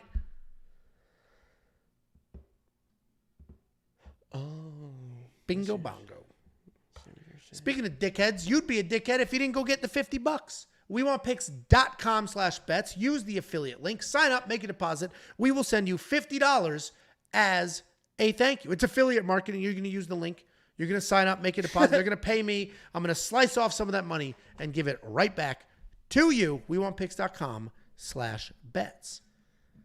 Here's another quick sneak peek. God. It's the greatest tool in history. This is the Data Analyzer. It is a fully interactive tool where you can choose go your back event. to that? Oh, this is a Hold on. video. It's a video. You can choose your event. You can choose your fighter. You can add filters. You can stack those filters on top of each other. The graph will dynamically update. Pause it. This is significant strikes for Bilal Muhammad, 65.167 on average per fight. It looks like a oh no. Go back to that graph. Go back to the graph. Yeah, right there. So it looks like a dog doing that, like doing their arch thing. I got crazy arch. Doing the arch thing. Dude, with their tail in the air. I'm telling you right now. This is not a good look for you. Like, yeah. Going like this, like because that first little. Let me explain it to you. I can't point to it, but I'm sparing you. This is so you see the first one dot on the left, right? If you go to the next one right next to it, that's the bottom of the mouth. If you go up and to the right, we're done. That's the top of the mouth. And then that runs down the back. So you see the back going up, and then that's the tail coming out. You guys can see it, right?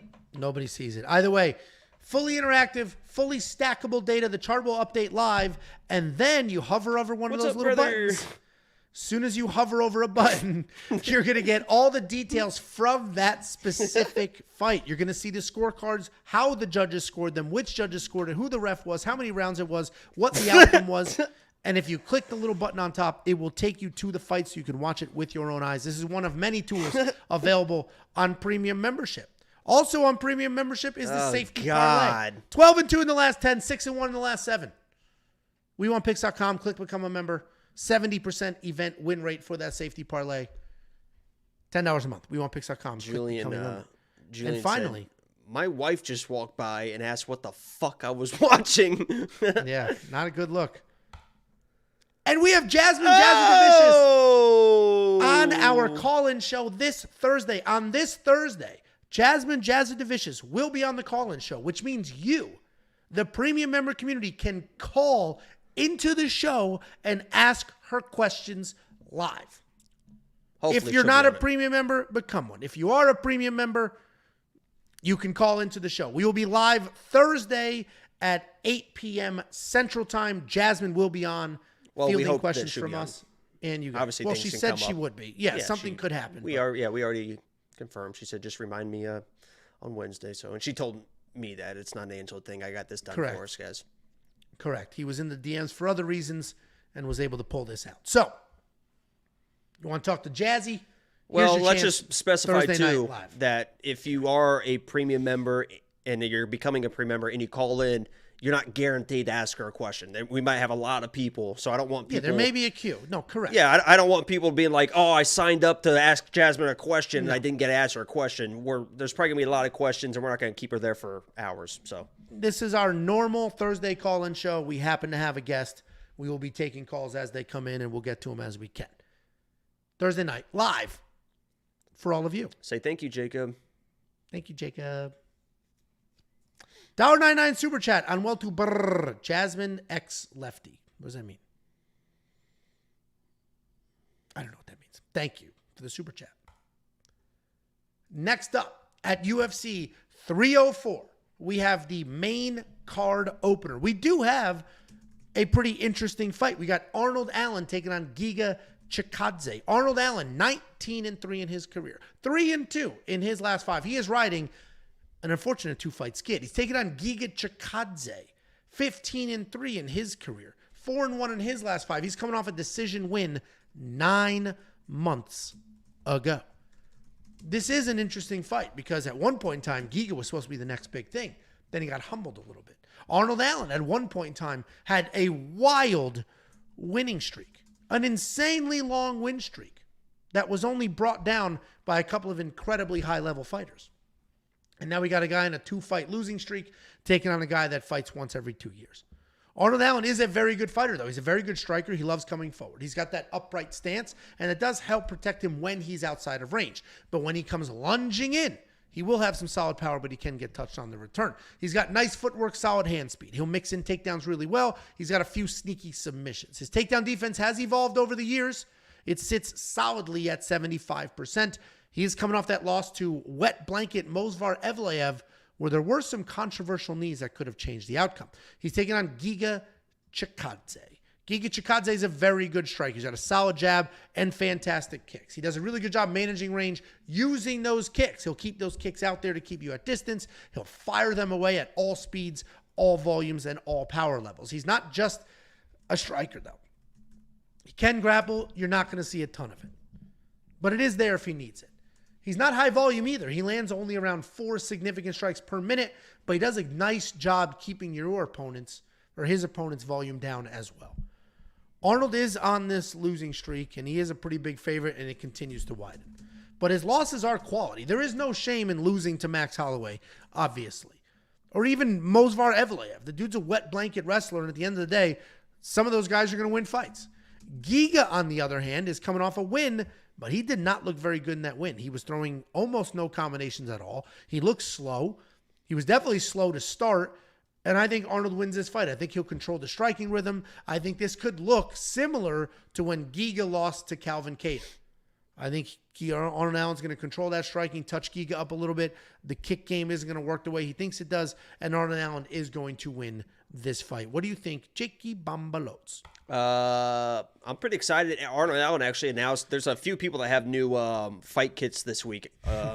Leon got his own fight kit, which is like a teal something with some like weird designs. They're kind of like Alex Pereira's, but a little bit different color. I think Patty got his orange shorts. I can't remember if there's anybody else, but Arnold Allen actually announced that he actually got his own fight kit as well. They are gray sweatpants with a piss stain. So if you want to look at his Twitter, I don't think he posted a picture, but he announced that his fight kit is gray sweatpants with a piss stain on them. So we're excited to see Arnold Allen in that new fight kit. He's the more complete fighter. I mean, Giga is what he is. He's a specialist what he does. And if these were just pure kickboxing fights, he can probably outpoint and win a lot of fights. But this is mixed martial arts fights. And Arnold Allen's going to kind of get in your face. What worries me is the low volume, obviously from Giga. But Arnold Allen can be very low volume as well. He's going to have pressure and pace. But it's a lot of empty pressure. And I believe that Arnold Allen's going to win this fight. I think either he could find a finish. But if it's a decision, I think he can win a 30-27, control the pace, as Angelo said, of this fight and be able to do what he needs to do, maybe mix in a takedown or two. But I think that these could be close rounds in a 30-27, meaning like, Arnold was moving forward, but there might be some people that are watching this fight thinking like, I think Giga's doing all right, and he could be stealing these rounds. So I am on Arnold. I bet on Arnold, but this could be closer than people think because of the low volume styles of both guys, to where if there's like just one shot that Giga can land, we've seen Arnold Allen get cracked before, and all of a sudden he steals a round. People might be doing some mental gymnastics, being like, I think Arnold's going to win this fight, but Giga had that shot, and this and that. So I'm going Arnold here. He's a better fighter, but could be a sweat. 100%. The double low volume is why this is surprisingly on the main card. I get it's on the main card for name value, for like ranking reasons and all of that, but both are pretty low volume, and they could just be a staring contest. Afraid Arnold can't close the distance because there's a kick waiting for him. Giga never closes the distance, so now we're just looking at each other wondering what's going on. So this may not be the kickoff to the 2 o'clock in the morning main card that they think it's going to be. Yeah, but Arnold can get crazy too sometimes. I mean, he saw him. He got crazy in that fight with Movsar too. Yeah, and he obviously got caught coming in or whatever, so he kind of can flip that switch, and he's a pretty funny dude. And he's very tough. He's very durable. He's going to come forward no matter what. So Arnold Allen, certainly a good pick here. I do think he wins. Minus 235 is tricky. Giga is a dangerous guy. I don't think we're going to get a finish here, so over 2.5 probably makes some sense. You agree with that statement as well? I think so. There we go. Wow. $9,000 in DraftKings. I will not be spending that. While I do think Arnold wins, he's not going to win by finish. I don't know how much wrestling he'll even work in there, so we're just going to get the strikes, and we saw the low volume numbers right here. He's not going to be putting up enough strikes to cover that salary, so probably not going to spend that. But if you do want to see what we are spending our money on, see the bets, see the picks, see the tools, WeWantPicks.com, click Become a Member. At the top, it is literally the most comprehensive set of tools and data and bets that anybody will offer in any space whatsoever, let alone at $10 a month. Just go to WeWantPicks.com, click Become a Member at the top. Next up, at UFC 304, we have Christian Leroy Duncan taking on Gregory. Do you know what that's from? Leroy Jenkins, man. I know what that's from. I did the quote. Leroy Jenkins, and then his character runs that? in and just dies. I don't know. Here I come. No. He's like, all right, let's do this. Leroy. Oh, my God. He just ran in. And before that, the discussing the strategy. Can I get a number crunch on that? Yeah, it's going to be 33.3, repeating, of course. All those nerds, they're just discussing their strategy, and he's like, all right, let's do this. Leroy! Oh, my God, he ran in. Go, guys, go. I don't even know what that game is. Was that World of Warcraft? I think it was. There we go. See? You try to act like you told on yourself. I'm not a I nerd. played I don't even know what that game fuck is. that. I never played World of Warcraft because I don't play online games, but I played regular Warcraft and Command and Conquer. Those are my favorite games. Doesn't surprise me at all. Nothing Those about games this are the surprised me. best. I was sitting there playing sports games and wrestling stuff, and you're Yeah, one of My us magical looked spells. At, one of us looked at the son, My got magical skin cancer. They had spells. to cut it out because he just spent not enough time Mom, outside as a come child. look at my new spell I just got unlocked. Watch it. That's not how that game works. So look at you pretending not to know. We got Christian Leroy Duncan, 10-1 in his career, 4-1 in his last 5. He does have 9 stoppages. He's taking on Gregory Rodriguez, 15-5 in his career, 4-1 in his last 5, riding back-to-back knockout wins. Christian Leroy Duncan's a high-pressure guy. Good fighter, 9 finishes in 10 wins. Powerful striker, comes forward with pressure. He's got speed. He's got creativity. He throws everything at his opponents. But if things do get heated, and if they start coming back a little too fast, he will turn into a wrestler. He is wild and sometimes sloppy, but he's incredibly dangerous on the feet.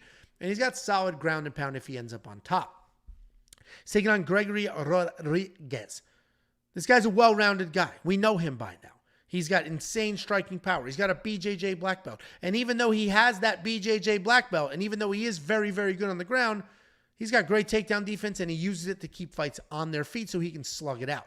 He's a big guy with power, strength, and the reality is that he is a threat literally everywhere. He's coming off that knockout win over Brad Tavares, which made it 2 in a row. This is a very good fight. This could really go either way. I have flipped my pick 5 times. I literally wrote the notes, did the pick. Next day, I'm like, man, I got to go back the other way. And I kept going back and forth. Christian Leroy Duncan, because we haven't seen him chinned. We just haven't seen that. We've seen him out-techniqued. And while Gregory Rodriguez is incredibly dangerous and incredibly tough, he's not going to out-technique Christian Leroy Duncan. So Christian's going to be the better overall striker here. If Gregory wants to go all in on wrestling and take him down, he could do that. He could have success. We saw that 2 fights ago, and he got the submission or the TKO. I forget how he won that, but he was all in the wrestling, and we saw the wrestling, and it looked fantastic. But if this is a striking match, Gregory's going to be more dangerous. Christian's going to be more technical. I'm going to lean technical here because, again, I have not seen Christian chinned. We have seen it happen to Gregory. This is a razor thin fight, but I am going to go with Christian Leroy Duncan here. Gregory Rodriguez is crazy tough, so we'll see what happens. What do you think, Jake? Yeah, boy. Well, another dumbass breakdown. Listen, guys, I broke down this fight, and I can give it to you straight, right? Angela likes to give you the old DC dip and twirl, dance around the subject, not really give you the hard-hitting facts. I'm going to give it to you because I don't really like CLD. I don't really like him as a fighter. He kind of annoys me. I think he thinks he's way better than he is as a striker, all this type of stuff. I'm a big RoboCop fan. He's a tough son of a bitch. He can wrestle. He can grapple. He's a good striker.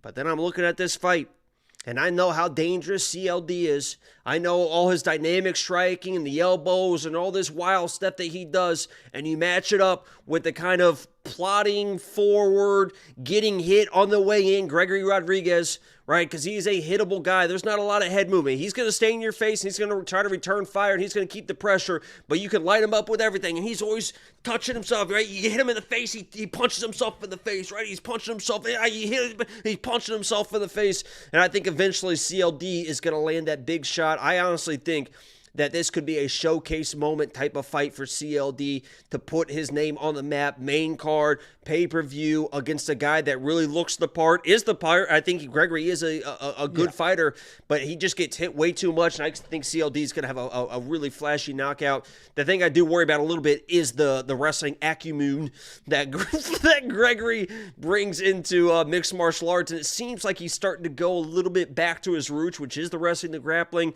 If he comes in and is shooting takedowns immediately, I know CLD can defend takedowns, but that's probably going to be the path to victory for Gregory, and I'm going to be a little bit worried about it.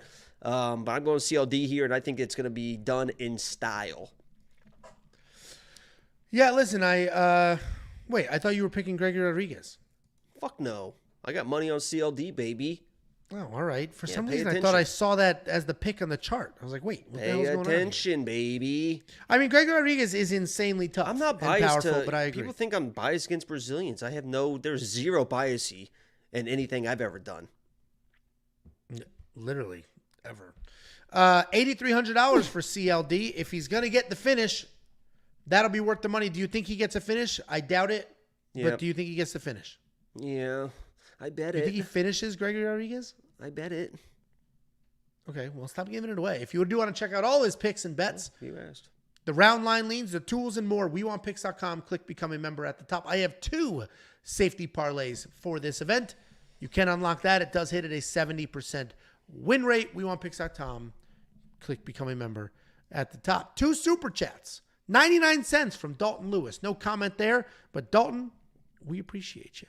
And then $49.99 from Riff Raff.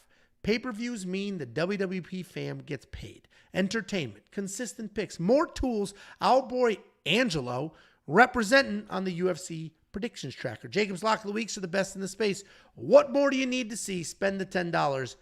Tiptoe winging you, yo. Jaws Dins. I'm assuming.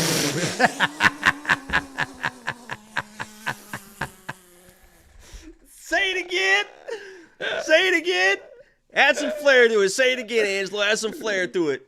Tiptoe winging you, yo. Jaws Dins. There you go. Is that how Get he this does off it? my screen so I can be seen. Say it again. Tiptoe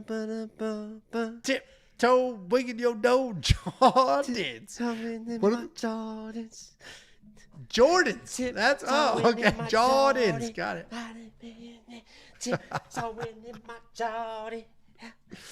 Oh, that makes a little more sense. That's riffraff, baby. Then we got $1.99 from Roman Kopylov is shot. Angelo looks like Rocky Dennis from The Mask. Lulu Jake. Love you, Jake. What the fuck? Are you fucking illiterate? Rocky, Jesus Christ. God Angelo damn it. looks like Rocky Dennis from Mass. Lulu Jake. Well, Roman Kopylov is officially banned from the channel. Turns out Rocky Dennis is not as handsome as we expected. Hold on, let me see this real quick. Let me ban this very quickly. Rocky. Say goodbye. We will never be hearing from him again. Whoa! Wait, hold on. Yeah, is that what we're talking about? Oh, it is? Yeah, it's Roy Lee Rocky Dennis. But holy shit. Woo! that's a Spot full- on there. Hold on, let me get a picture up. That's a full ban. Let me look at you. Put a smile on your face. He doesn't smile in that movie. Oh, he's got a big smile on him right here. That's a full ban. That's a full ban. Send him Hope it to was the worth it. gulag. Hope it was worth it. Next up, at UFC 304, we have the featured fight of the evening. We have King Green taking on Paddy Pimblett. Bobby Green officially changed his name. It is legally changed. He is literally no longer Bobby Green. There is no Robert Green. It is officially King on all of his government paperwork. King Green is 32-15 in his career, 3-1-1 in his last 5. He's coming off the beatdown of Jim Miller. He's taking on Paddy the Baddy, 21-3 in his career, 5-0 in his last 5, riding a 7-fight win streak. King Green's a busy striker. He's got that showboat style, the Roy Jones Jr. with the hands at the waist. Good volume, incredible defense, slick wrestling as a backup plan. He does have 11 knockouts under his belt. That's not typically one-punch power, but he has the volume and the pressure to get those TKOs. He did one-punch Grant Dawson. He also one-punched Al Iaquinta. And most recently, Oh, I predicted that as well. Got a lot of shit for that. he smoked Jim Miller at UFC 300. He's taking on Paddy the Baddy, who is becoming quite a star. Oh, Paddy the Body. Oh, Paddy the Body. Oh, Paddy the Body. Okay. What's the other song? Where's your head at? All right, we got to go. Paddy Pimblett, quickly becoming a big-time star, and he's done it pretty quickly.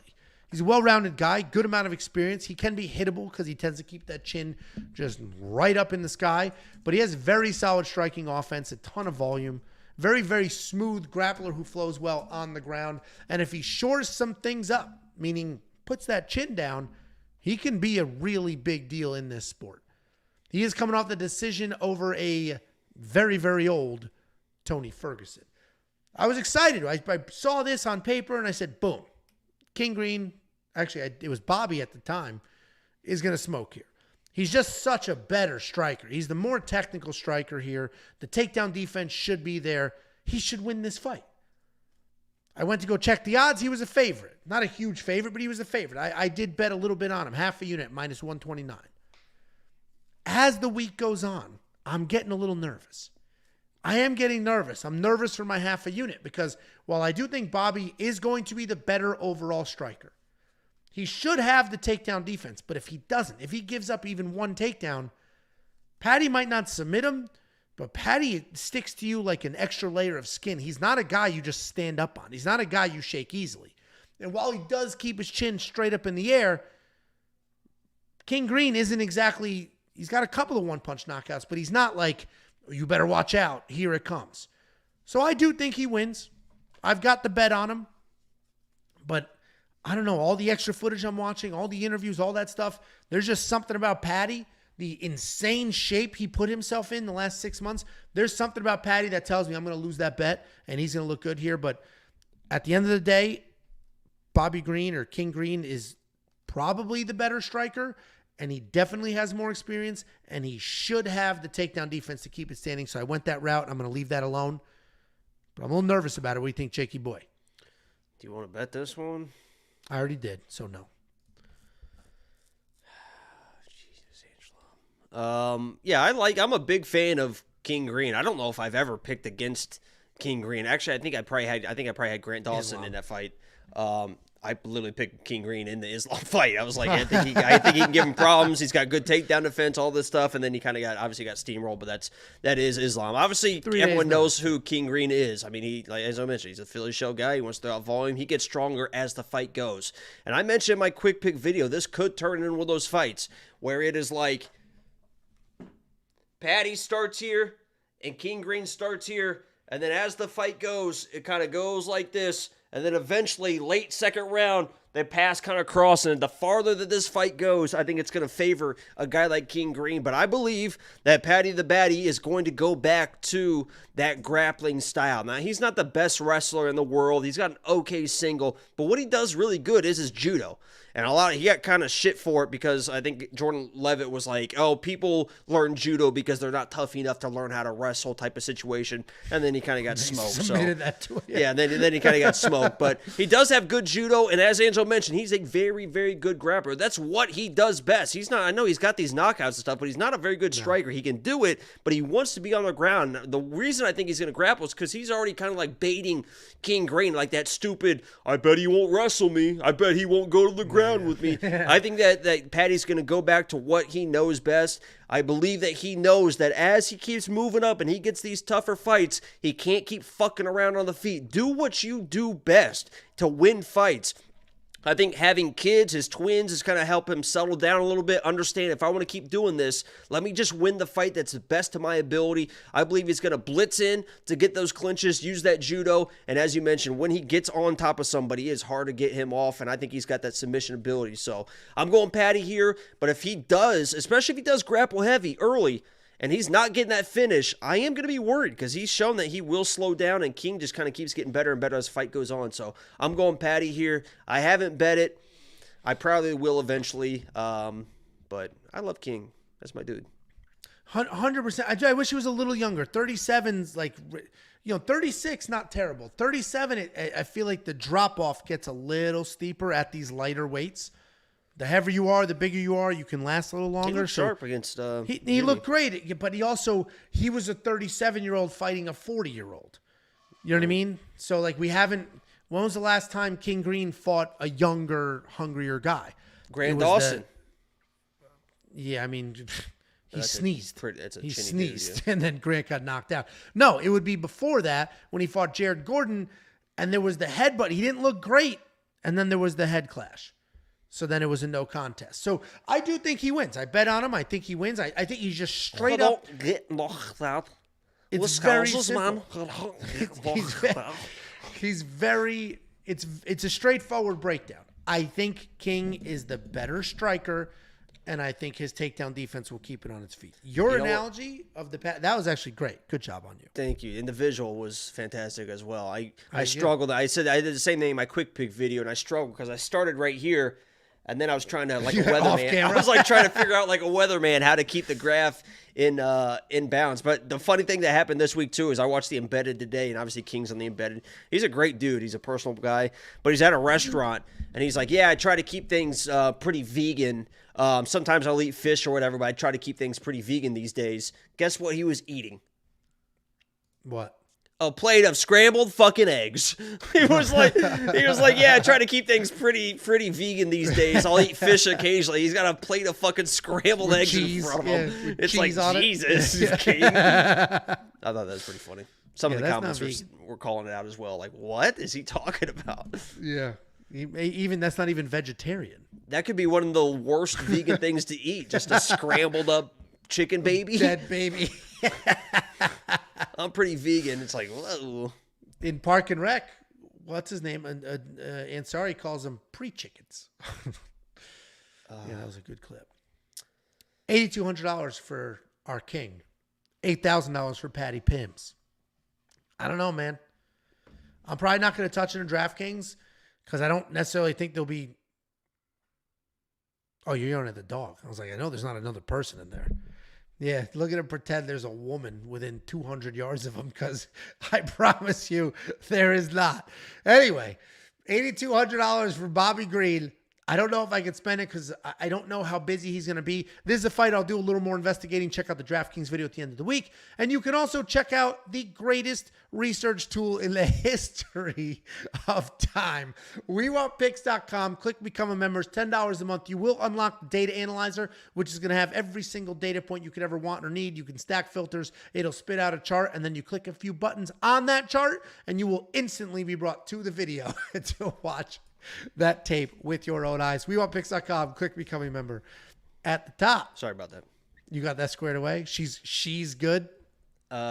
She seems well fed.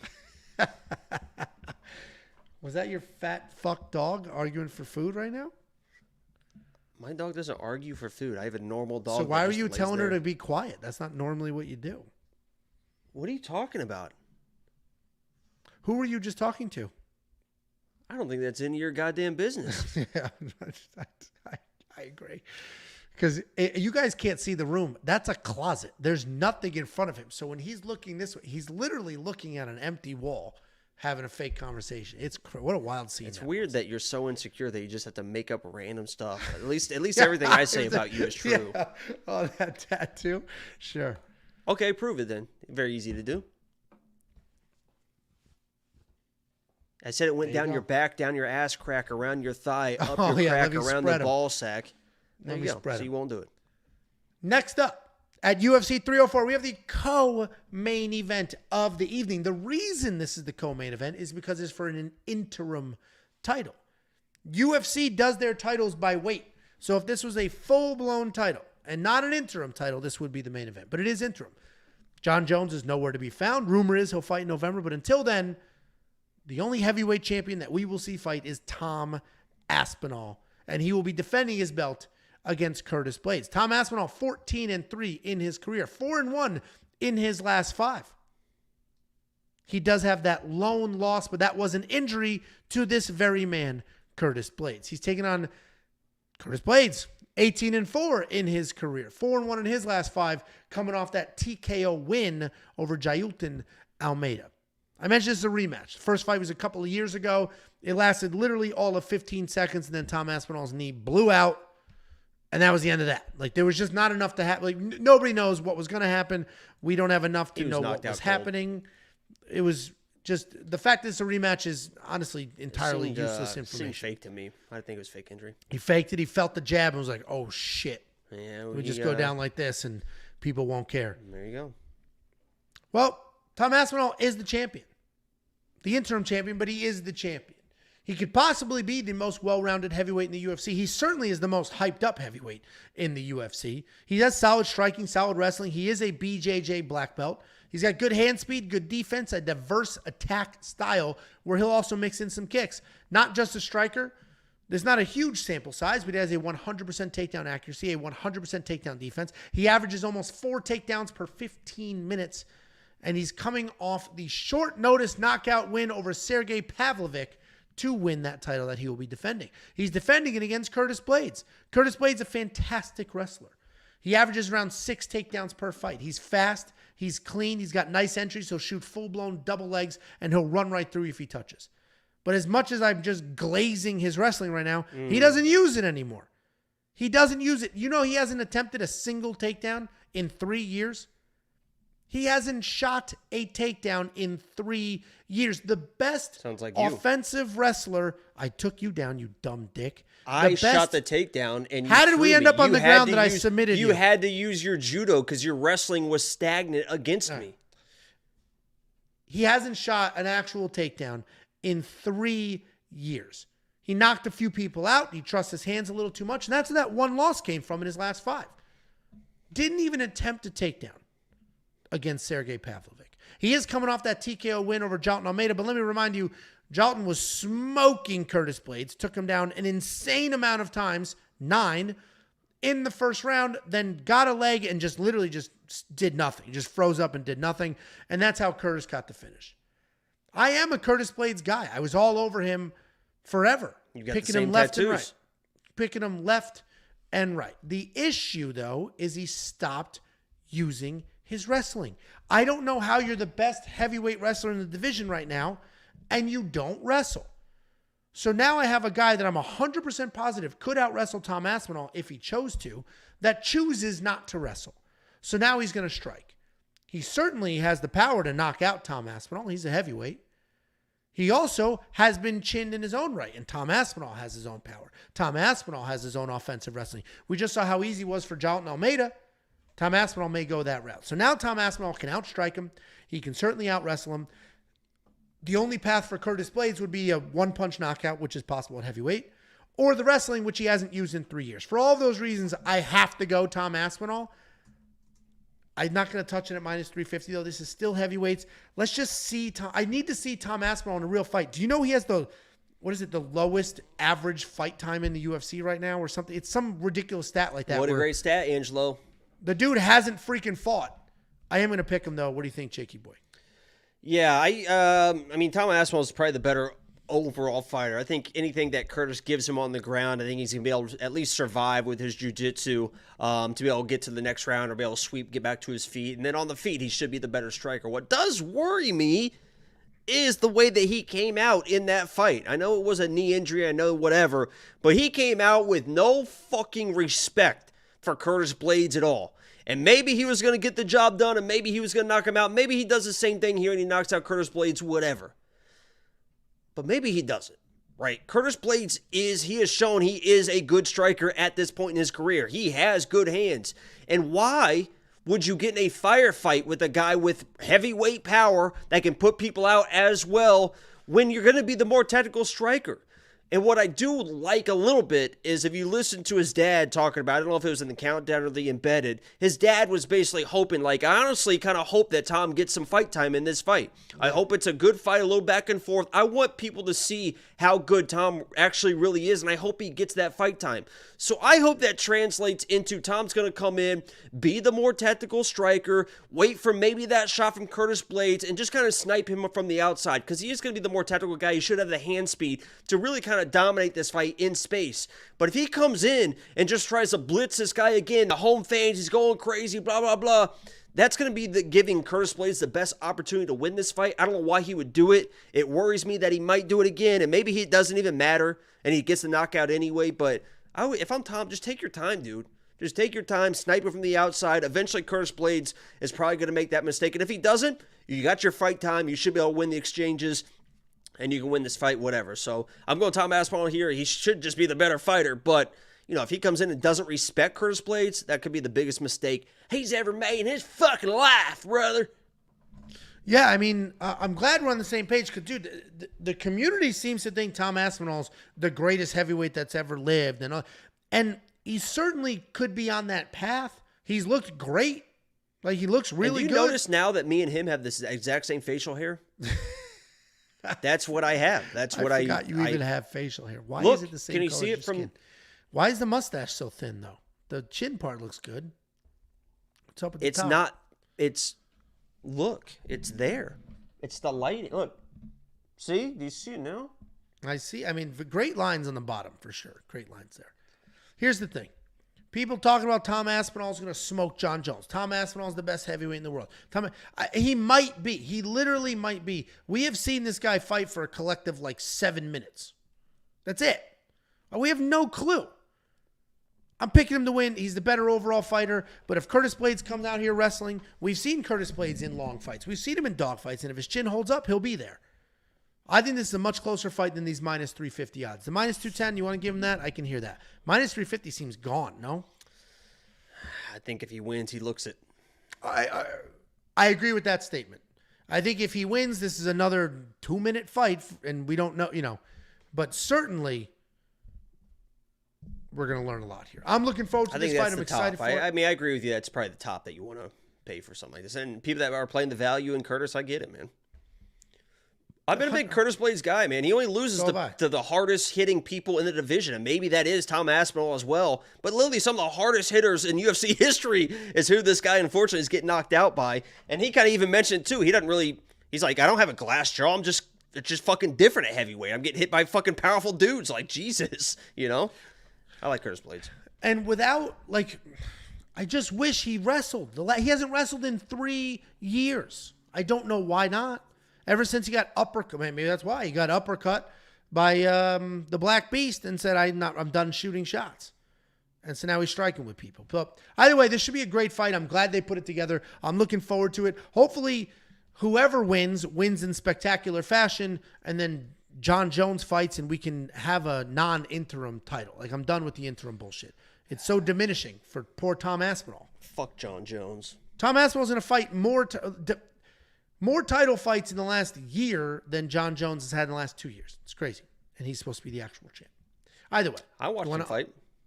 You want to unlock the picks, the bets, the round line leans, the tools, the data analyzer, which is quite literally the greatest research tool. And I don't mean to interrupt you here, but I actually was at UFC 285 where I actually was able to meet Amanda Hebos. It was a lot of fun. And hopefully we can get her on the show sometime soon for the call-in show. And so I actually was at John Jones' last fight. WeWantPicks.com. Click Become a Member at the top. Oh, a couple of super chats.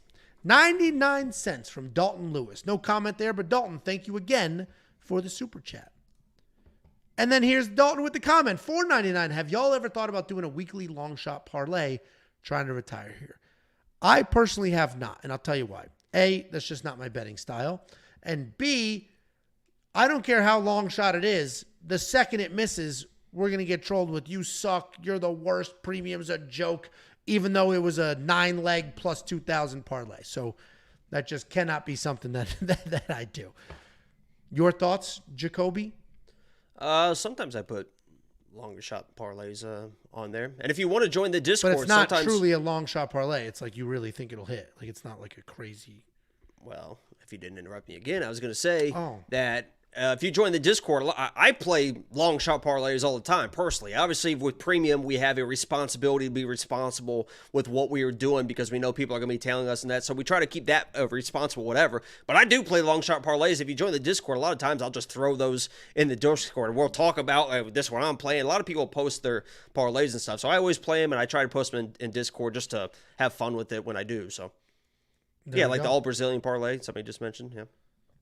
We tried to play that last week. Didn't work. We tried to play the all South Korean parlay. Didn't work. We tried to play the combined South Brazilian Korean parlay. Didn't work. But we killed the live stream bets. There you go. Next up, at UFC 304, we have the main event of the evening. We have another rematch. We got Leon Edwards taking on Belal Muhammad. Leon Edwards 22-3 in his career. 4-0. In his last 5. He's really 4-0-1, and that one is a no contest with Belal Muhammad. He is looking to defend his belt for the third time. He's taking on Belal Muhammad, 23-3 in his career, 5-0 in his last 5, and finally getting his title shot. It only took 9 wins in a row and a full year layoff, but here he is, Belal Muhammad, in a main event getting a title shot. None of us ever thought this was going to happen.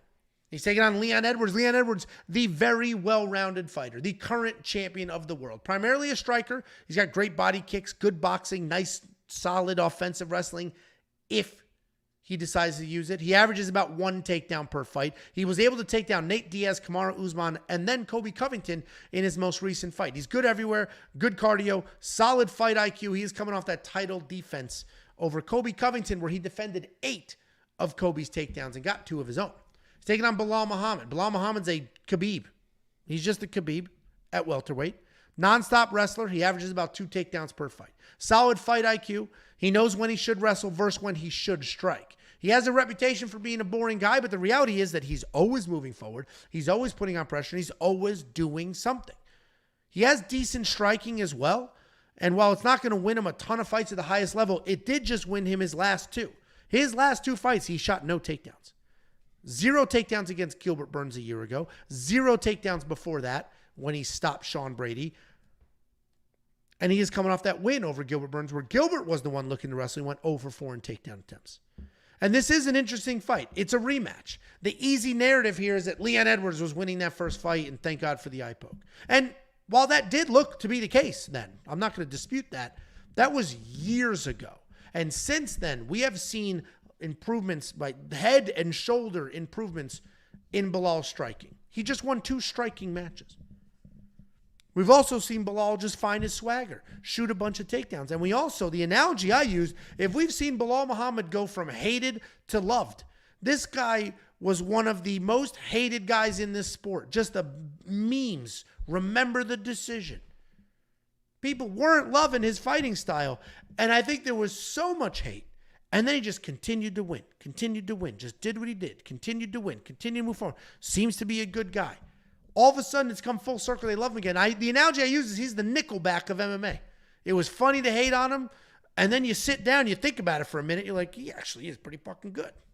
Look who he's beating. Look who he's beating. This guy, why did we hate Belal? This guy's great. So the Nickelback of MMA in Belal Muhammad, full love. He's probably going to get cheered a lot more than people think at this event. With that being said, I do think Leon Edwards wins this fight. I think he can defend the takedowns.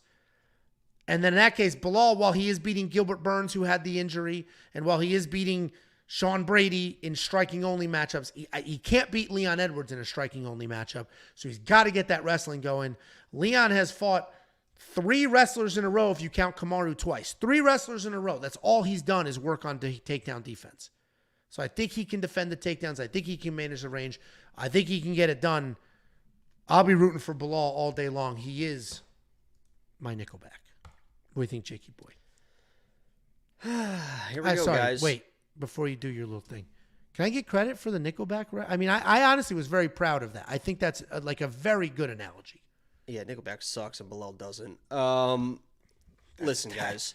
That's a wild. We have, and I understand, you know, everyone's got to point fingers at somebody and blame somebody and trash somebody and troll somebody. And I'll wear that this week, guys. I understand that this is a controversial pick, that most of you are going to be on Leon. Guess what, guys? I've been in your shoes, right? I've been a Leon guy.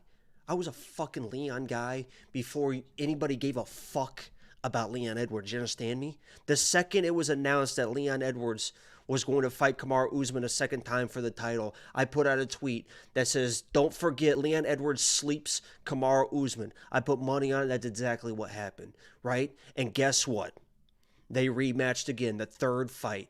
And you know what everyone told me? Hey, Jacob, you stupid fuck. Why are you betting Leon Edwards? Kamaru Usman was dominating him the entire fight. How could you bet? And I put $1,000 on Leon Edwards. He was my lock of the week. Not only the first time when he beat Usman, but the second time when he beat Usman as well. But everyone said, dude, didn't you watch that last fight? He was smoking him. How could you ever bet Leon? He was smoking him. Didn't you watch the last fight? Didn't you watch the last fight? Didn't you watch the last fight? But guess what? I did watch the last fight, and I saw what I needed to see, and I knew who Leon was, and I still picked him, even though he was getting smoked and was quitting and had a Hail Mary KO. Well, guess what? What's everyone saying this week, Angelo? Jacob. Didn't you watch the last fight? How can you pick Belal Muhammad? Didn't you watch the last fight? Didn't you watch the last fight? The head kick. Didn't you see the head kick, Jacob? He was smoking him, Jacob. And I'm not going to be as passionate as I am typically in these Lock of the Week fights and these Lock of the Week breakdowns, because Belal Muhammad is my Lock of the Week. I'm going to let the birds be birds. They're going to be chirping. They're going to flap their little wings, because guess what? Motherfuckers, I've been here before. I heard all this shit before. You guys think that you're so clever and all. Didn't you watch the last fight? You know when you were also saying that? When Vicente Luque knocked out Belal Muhammad out fucking cold. And everyone said, oh my God, they're going to rematch. He's just going to fucking knock him out again. And guess what happened? Belal smoked that guy. And that was before Vicente Luque's brain was bleeding all over the place. I fucking hated, listen to me guys, I fucking hated Belal Muhammad. I've been the Leon guy. I've put thousands of dollars on Leon Edwards. I know Leon Edwards. I've been saying forever that Belal sucks. That if he didn't get poked in the eye by Leon Edwards, he'd be in the fucking PFL because nobody would give a fucking shit about him. But guess what? As I've said from the beginning of 2024, it is time to put our biases aside. And when you're looking at this fight from the X's and the O's, I understand Leon's the better striker. I understand that Leon's got good takedown defense. I understand he's been fighting these wrestlers in Kamaru Usman and Colby Covington, right? But guess what? He folds under pressure. And when he gets under pressure, he tries to wrestle out of pressure. Everyone's going to be saying, why would he shoot? Why would Leon shoot a takedown in this fight? I don't fucking know, but he does it every single fucking fight. He shoots takedowns. If you watch that fucking head kick that everyone fucking talks about against Belal Muhammad, and you keep watching it, Belal got staggered. He didn't get finished. Leon followed up with shots, and Leon fucking shot a takedown 15 seconds after he had this guy hurt. Belal reverses the position, holds him against the fence for 30 or 40 seconds. Belal Muhammad is not going to fucking stop. And if you watch Leon fights like I have watched Leon fights, and the reasons why I put thousands of dollars upon him, but it drives me insane. And my $1,000 against Usman in that third fight, I almost fucking lost it, because guess what? Leon Edwards has no sense of urgency. He will let people stay on his hips. He will let people win minutes. And we've seen if things start going south, he has no inner drive or fire to try and turn things around. Belal Muhammad's going to be all over this guy from bell to bell. People are going to be saying, oh my God, Jacob, you said the same thing about Colby Covington. He was your lock of the week. Guess what? Colby didn't do fucking shit.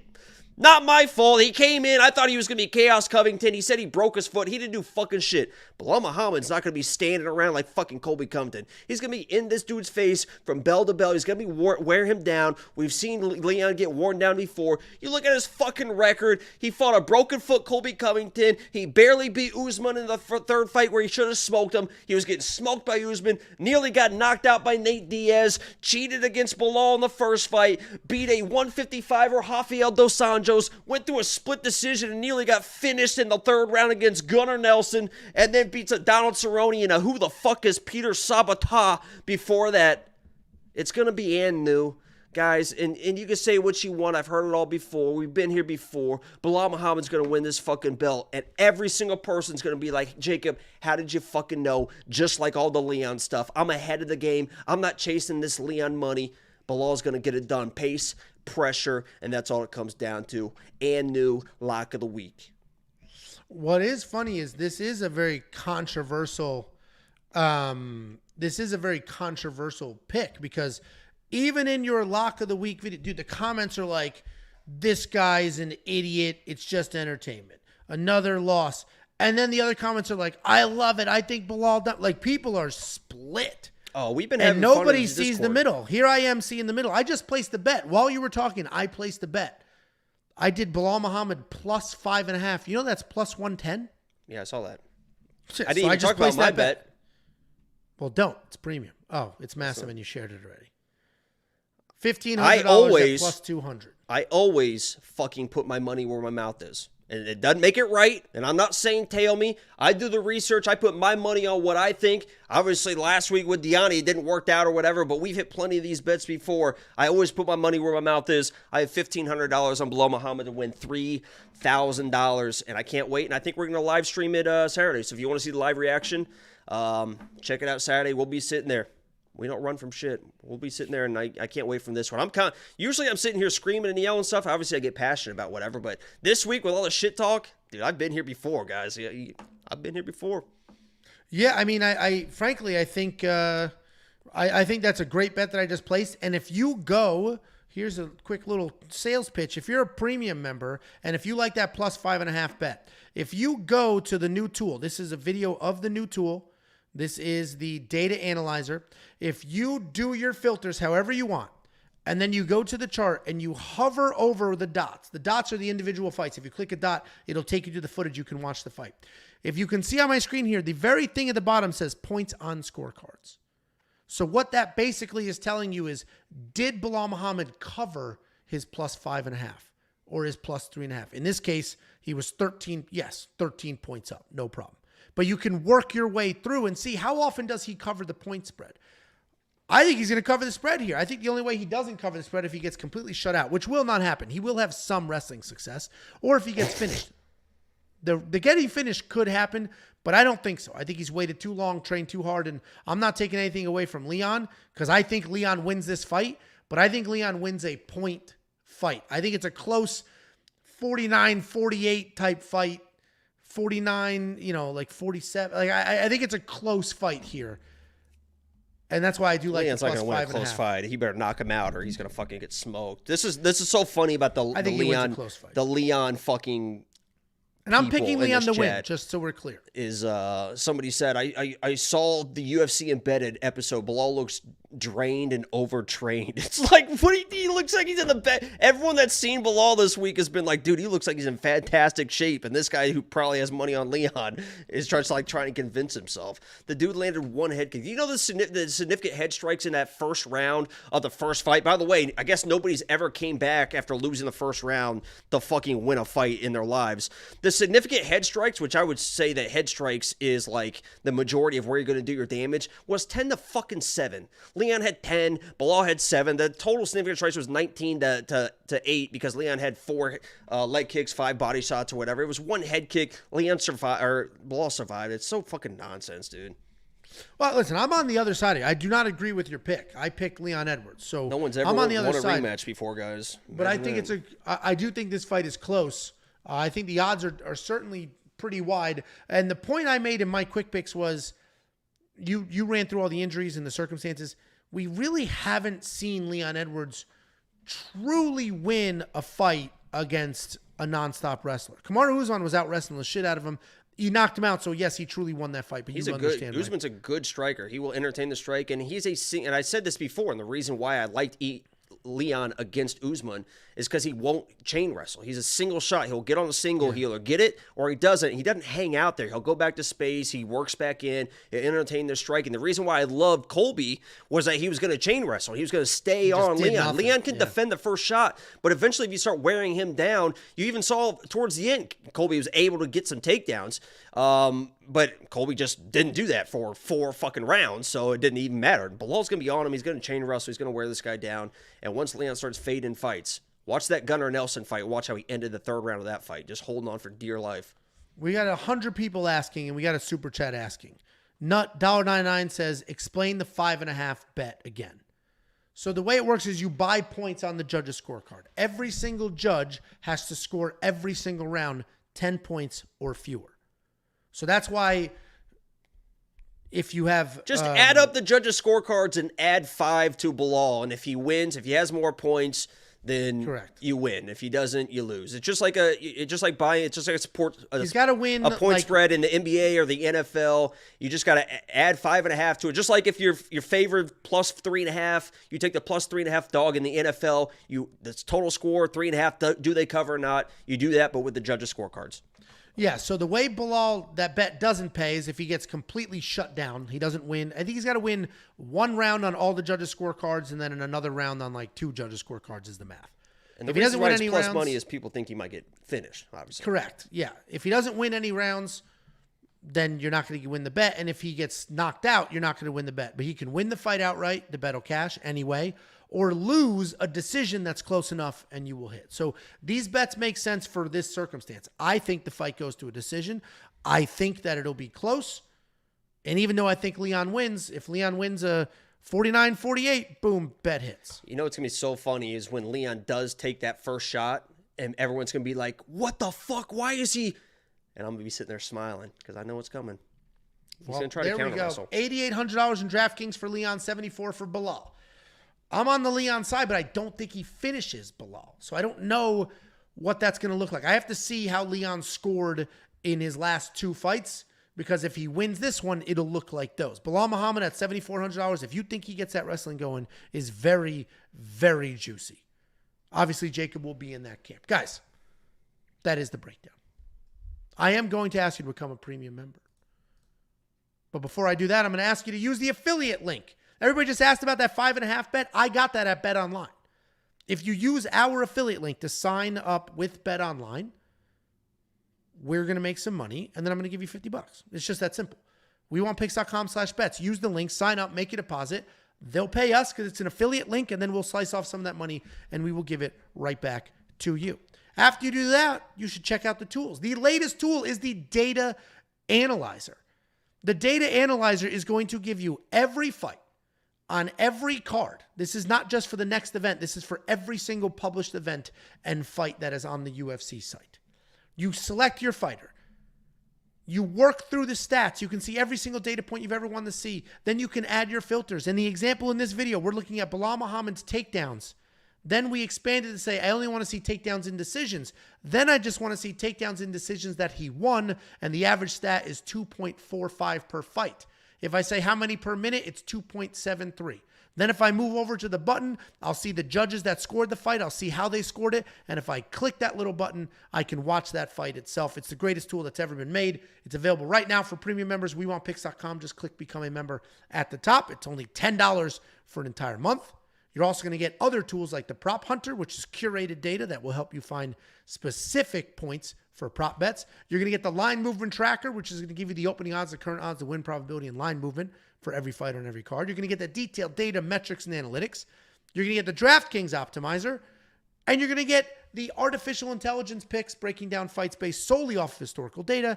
And then Artem, who has given you his picks and bets for far more than just UFC, with Contender Series around the corner. That is the way to go. All of this crap that I just mentioned, all of it, $10 for an entire month in one single ridiculously low price package. Couple super chats. I just want to say as well, everyone, before, not in the live chat, but after this video is up, if you're watching this video, because I want receipts, man. You let me know in the comments. If you're all over Leon, let me know that Leon's going to dominate, all this type of stuff, because I want these fucking receipts, man. I've been here. I'm telling you, Angelo, you know, I've been here before. I had Leon against the #1 pound-for-pound fighter in the world, and he fucking slept him, just like I said. And everyone doubted me then. Let me hear it. Jacob's used to the hate. $20 super chat from Chris Walls. Lock of the week. Let's go. Fire emojis. Remember his name. Angelo. Say my fucking name. Thank you, Chris. Thank you very much. Bet Slam with Sam. $8.99 New Zealand. How absurd are these times for fights? It's getting ridiculous. I'm at 3:05 and it starts at 6 a.m. Australia time. We talked about that when we opened this video up. That's because you people, and when I say you people, I mean people who get to watch these fights for like basically free or just $10 a month. You don't pay the bills. The Americans do. We pay $80 for these pay-per-views, whether they're good or bad. So they do tailor these fight cards to the American market because we're the ones footing the bill. And $1.99 from Mexican Vibe. Jacob just convinced Angelo to put a half a unit on Bilal. He did. I didn't put a half a unit money line, though. I did do that point spread. Jacob, any last words for the human beings until I leave to do the chapters. If you haven't watched the Lock, obviously you know who the Lock of the Week is, but watch the video. It was a fun video to do. It's a cool little highlight video I put together for Leon, that first fight and stuff like that. So watch the Lock of the Week video. Like this video, this stream, if you haven't already, before you guys go, we would appreciate that. By the way, subscribe if you're new. A lot of people watch the videos. I'm sure you guys watch every week without being subscribed, but you're probably going to miss stuff. I mean, Angelo already said Thursday we got Jasmine coming on and stuff, so you might miss certain stuff like that if you're not subscribed. So make sure you're subscribed if you're not already. And I'll probably be live streaming Saturday. So if you guys are, if it's late, if it's early, whatever it is for you, if you want to tune in, we always have a lot of fun on these fucking live streams. We killed it last week, and looking forward to doing it again.